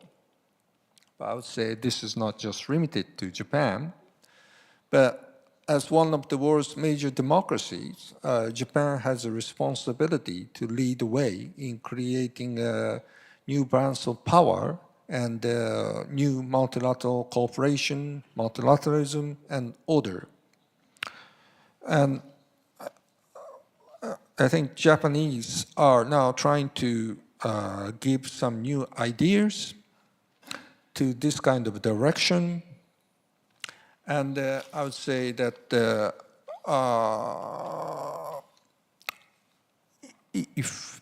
I would say that in reality and in practice, what important is not just the framework itself, but what kind of idea and what kind of reality we can give to these kind of frameworks, or the act of balancing the power for the new order and the possible new multilateralism. So in terms of ideas, I believe that this kind of a think tank 1.5 track meetings is quite an important place to gain some fresh ideas. And I just would like to conclude my speech by saying that I look forward to great ideas and concepts from the think tankers. Thank you. Thank you very much, Dr. Nishiwaki, for bringing the element of balance of power in our discussion on the future of multilateral cooperation, of course, we have to think about that the balance of power is changing, and we need to update our understanding about this new balance of power when we think about the future of multilateral cooperation, because these two things are interrelated. We now have 15 minutes, and I'd like to move on to the Q&A session. I originally prepared several questions to each speakers, and I already handed to them on my questions. But then I like to directly move on to the Q&A session, and then I, in the end, like to ask each speaker to give us final remarks in 2 or 3 minutes. So if there is a question, comment, please raise your hand and identify yourself with your name and affiliation. Is there any? Okay, please. Please bring microphone to the gentleman. Hello, Chris Hobson from Australian National University. Thank you for all the presentations. I think a rule of thumb that I've adopted is I think as soon as we start talking about a rules-based order, I think that's acknowledging a rules-based order no longer exists. When we had rules that were working, we weren't calling it a rules-based order. You know, this is an expression which has only really started appearing in the last, say, 5 years. And so I do sort of wonder, as soon as we're talking about rules-based order, we are adopting a kind of a discourse which is very much coming out of America, and I think it remains very backward-looking. So I think there's this question of what type of order is possible without rules, and also what type of order can we see in which China plays a dominant role. And so I think this is a really important question for countries which are not the United States, because the United States' vision of China's role in the world is not compatible with China's. So what kind of order can we see in which China does play a dominant role? Thank you. Well, thank you very much for your stimulating question. I'd like to have 1 or 2 more questions, if I may. Is there any question or comments? If there is no question, let me briefly introduce my original question to each speakers, briefly. A question to Dr. Kim. I'd like to ask a question. Can the CPTPP and the IPEF help to sustain global free trade that the WTO has been at the center? How the current Korean government embrace these Indo-Pacific regional trade frameworks since it began to present its own Indo-Pacific strategy, Korean Indo-Pacific strategy? Then I like to ask to Dr.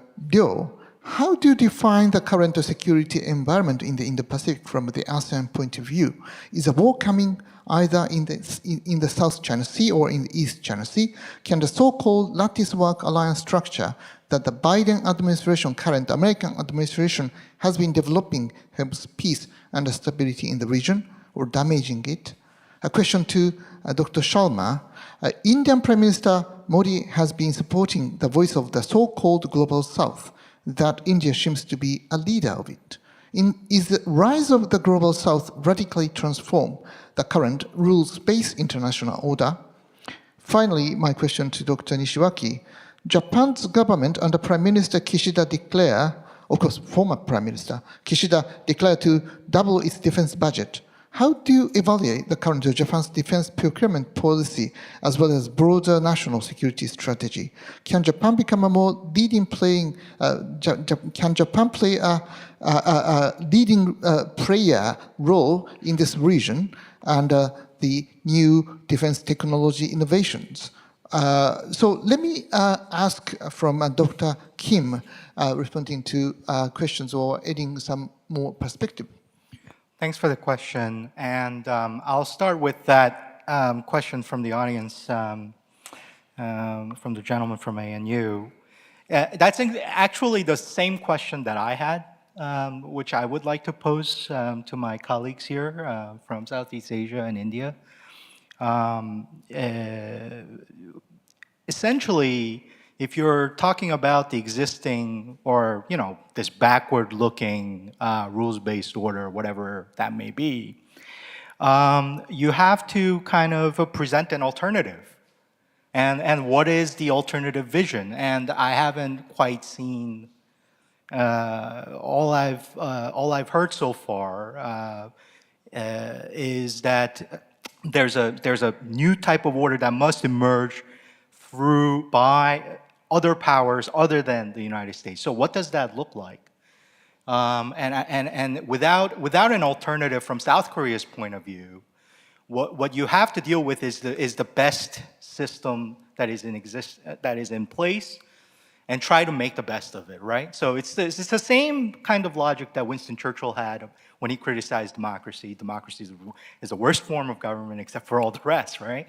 What else is there that can do better? And if you take a look at what China is proposing with RCEP and AIIB, I'm not so sure that's a realistic alternative that is acceptable for other countries around the world in relation to the existing system. So I guess my question is along the same line. What is the alternative vision here, other than that it must come from somewhere else other than the United States and or the Western powers? The second, sort of my answer to your question on CPTPP and IPF, the question seems to assume that CPTPP and IPF can replace WTO. I think these are all different types of agreements. And so the South Korean approach, the perspective on these things is we need to participate in all of the above. And so it is a member of IPEF, which is a regional economic initiative, not really an agreement.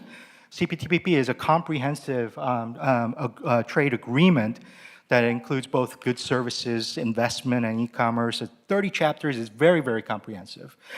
WTO is mainly about trade barriers and entry into the market. So these arrangements addresses different aspects of the economic relationship. So South Korea is a member of the WTO and IPEF, as I mentioned. It's already expressed an interest to become a party to CPTPP, but there are sort of domestic political challenges that the current administration must get over in order to apply for CPTPP. And so these are things like opposition from the agricultural sector and the fisheries sector for joining CPTPP. This is an issue among stakeholders about what the spillover impact is going to be and how South Korea is going to make those adjustments to appease these interests. And then secondly, the president and the current administration is undergoing some serious political challenges, not only by the fact that the opposition party has a majority within the National Assembly, but the popularity for the president is running low, and it's below 20% at the moment. And even within his own party, as they look ahead to the next election cycle in 27, he seems to be losing support there as well. So without political support and political capital, I wonder whether the president and the current administration has the wherewithal to push ahead on CPTPP application. Well, thank you very much for your excellent insight, Jim. Joseph, please. Thanks. So very quickly, in response to your questions, 3 observations. The first is, if you think rules-based order was bad, earlier on it was the liberal international order, which was neither liberal nor international. Yeah. Second, I think we need to be careful not to throw the baby out with the bathwater.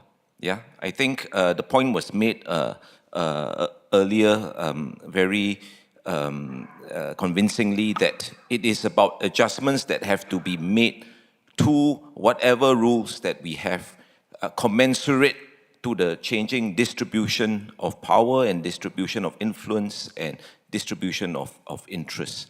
And third, what can some alternatives be? it struck me, and I think you all noticed this, the CPTPP involves neither China nor the United States. Yeah? We all lamented, right, when the United States withdrew, but we all kind of grew up a little and realized that, okay, the world doesn't start and stop just because the United States says it should start or stop.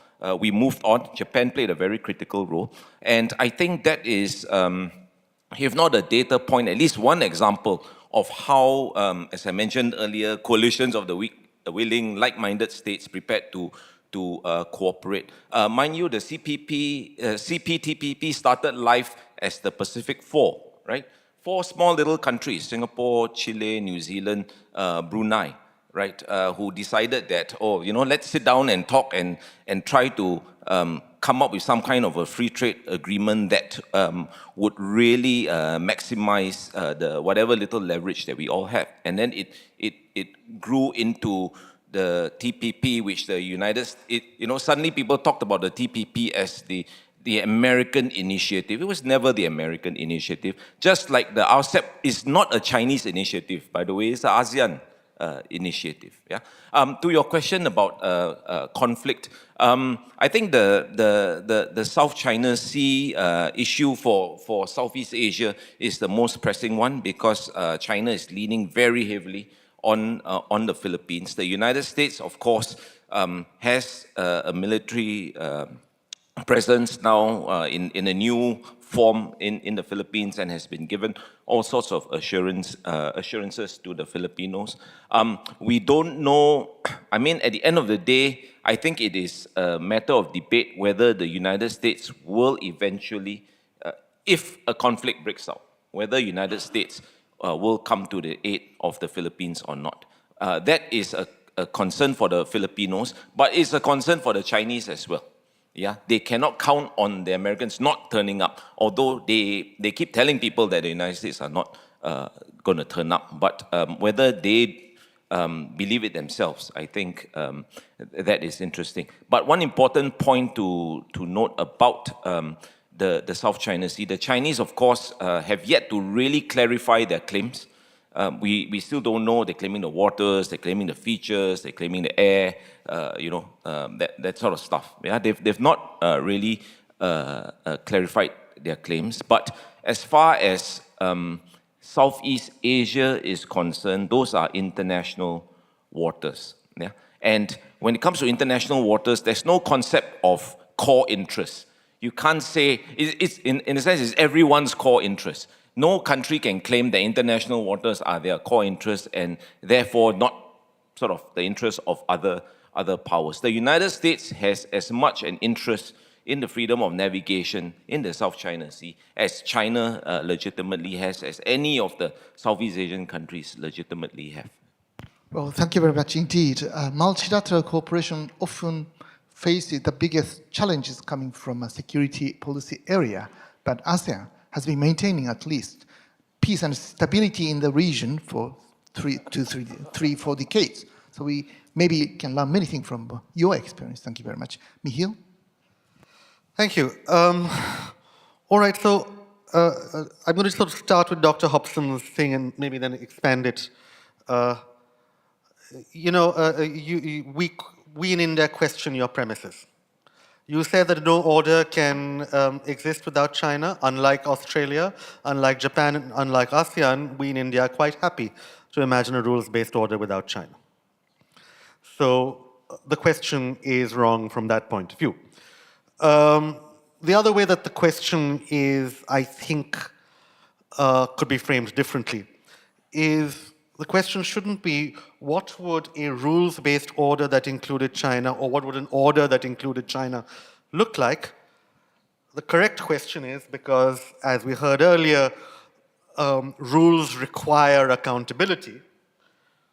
How do we hold China to account? Until we answer that question, there will be no order, there will be no rules. So that is the question we should all be asking, and it is a question to which we do not yet have an answer. The Indian answer, which is not good or effective as as good or as effective as it should be, is that we believe that China should suffer some form of economic cost if it misbehaves in other ways. We feel, therefore, that, for example, WTO rules constrain us from actually imposing economic costs on China that are, that match maybe the ways that in which it infringes those rules. So there are ways in which we therefore have to redesign rules that recognize we need to be able to impose costs on China that we do not feel threefold ourselves.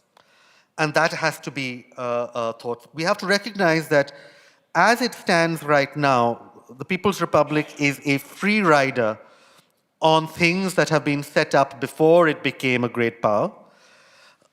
It did not bother to clean up the bottleneck in the Red Sea. It just took advantage of it to win competitive points, right? And to send its own ships through. If it is to be a leader in a new order, it will have to A, be held accountable in some ways, and B, take on some of the shared costs. And I don't see any of that happening right now. I think we have, by and large, across the world, been spoiled by the past 70 years, in which we had a country that led, within quotes, the liberal order and didn't really ask for that much in return, right? Now we have to deal now with a more traditional, old-fashioned hegemon in Beijing, and we have to figure out how to control it the way that all hegemons have to be controlled. US-based rules will not work because the US was a unique hegemon. Now, to move to the question of what the Global South is, why we talk so much about it. India has a definition of the Global South, which is developing countries, but not China. It's a very simple definition. It is not the definition of the developing world that Xi Jinping has. Xi Jinping came to the BRICS summit in South Africa last year and said, China is and always will be a developing country even when it has the income of a rich country.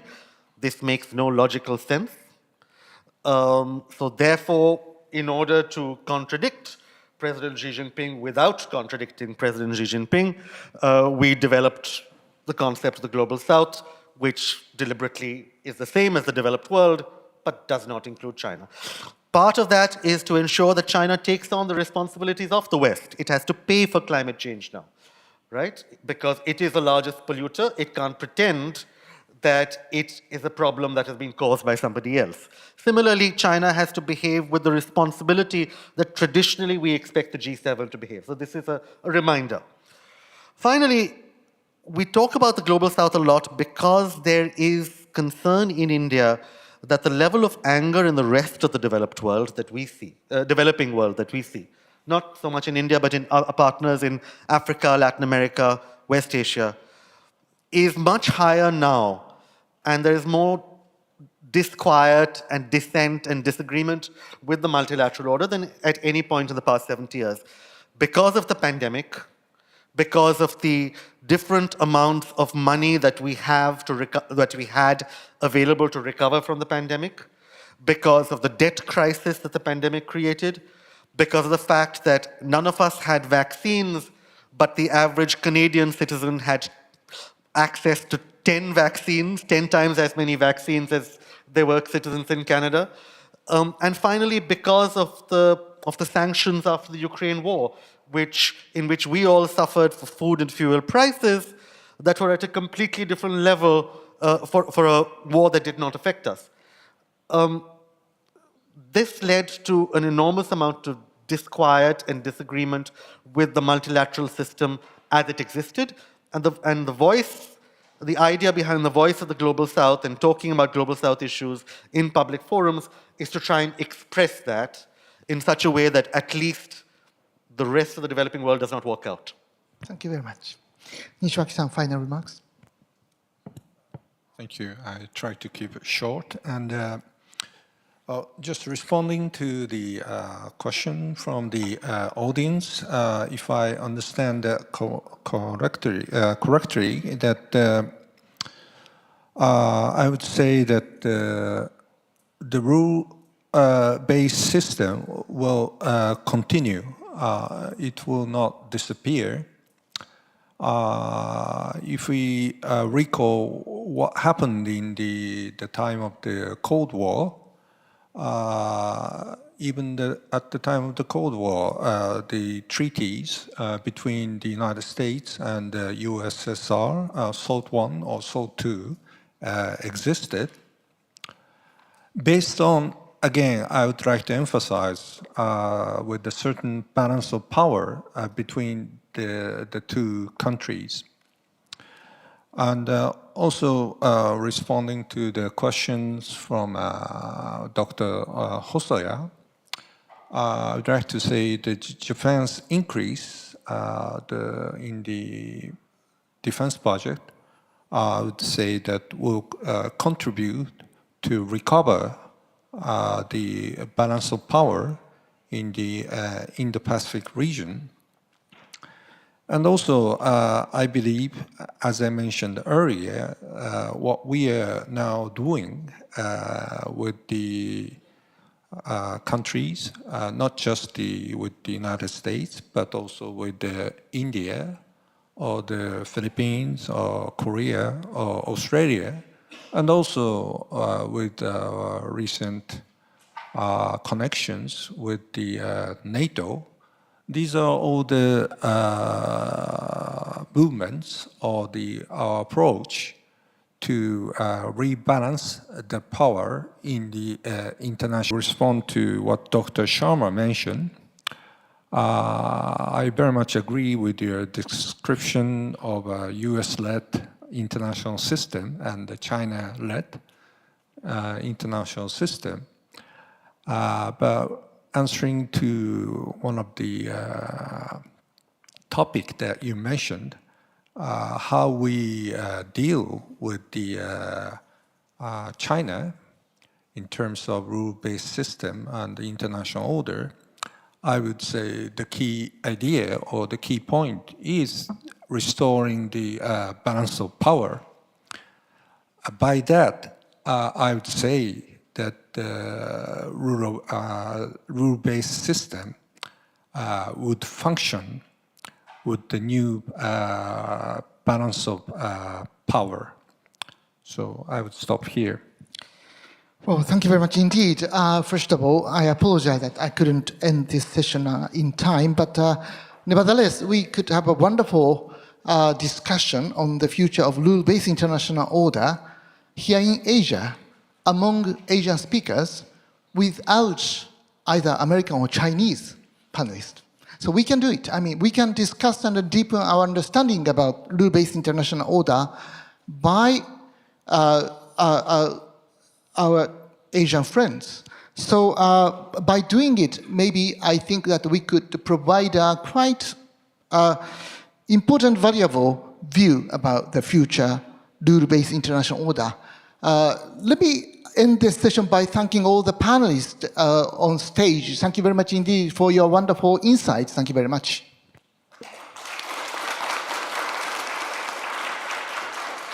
Thank you very much, our panelists and the moderator. 皆様ありがとうございました。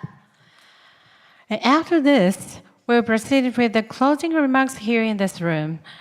We appreciate it if you remain seated while we prepare the stage. この後、準備ができ次第、こちらの会場にて閉会のご挨拶を行わせていただきます。参加者の皆様、どうぞそのままお席にてしばらくお待ちください。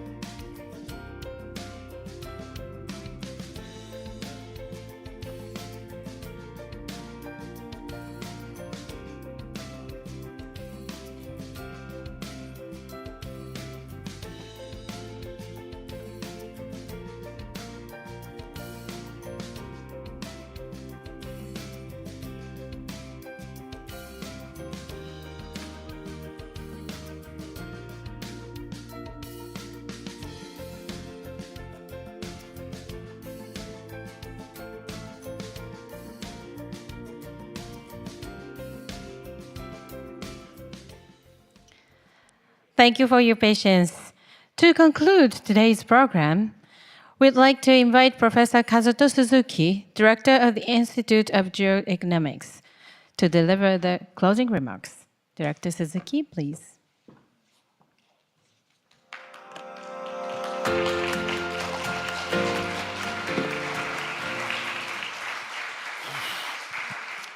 What a day.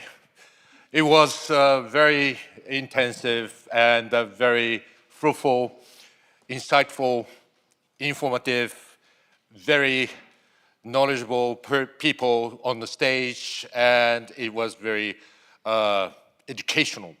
And I think this is the first time that we organized this Geoeconomics Summit, but I think it was a great success because not only the wonderful participants came all around from Australia, Singapore, India, and many other places, including the Netherlands. And I think it was also very successful because of our staff, which spent day and night to prepare for this, and yesterday's annual forum. And I thank all the people who also participate for these meetings in person and also online. And I think this is a very interesting moment that we are facing a very historical moment of the change of the tide of the history that people are not talking about the US-based international order or liberal international order, but start to think of the international order based on the cooperation among the Asian countries. And I think this is very interesting. We had sessions on semiconductor, the critical mineral, the EVs, and the environmental technology, and the multilateral cooperation. And by intentionally, we have focused on the cooperation among the Asian countries, but we find that there is an opportunity that the world can be organized through the ideas and the commitment of the Asian countries to work for better international order. And I think given the time that there are much more severe conflicts in Russia and Ukraine, in Middle East, and also between the United States and China, I think there are many other countries outside of this very conflictual realm.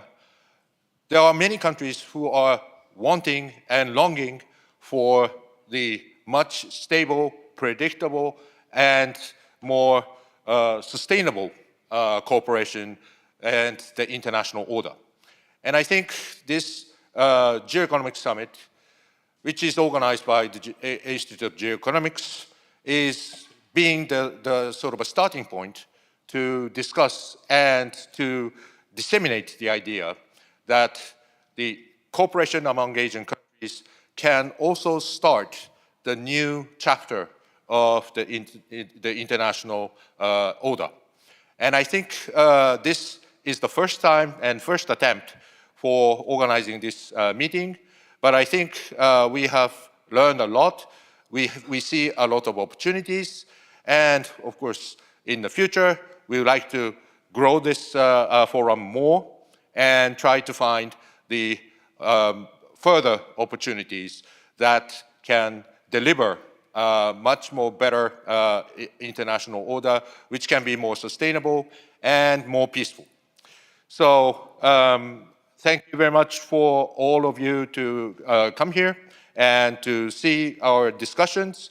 And I hope that our discussion has delivered some of the new idea to the policymakers and to the academics and to the think tankers that there is something that we can think of in the framework of the Asia-Pacific Cooperation, and this is where that we can start thinking of the new international order.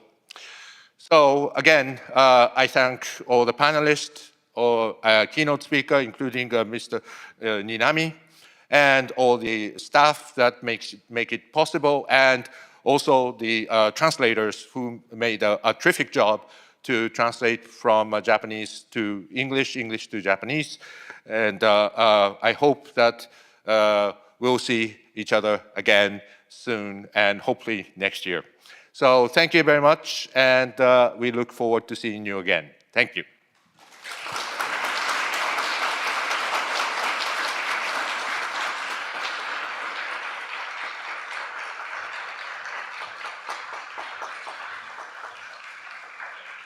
Thank you, Director Suzuki.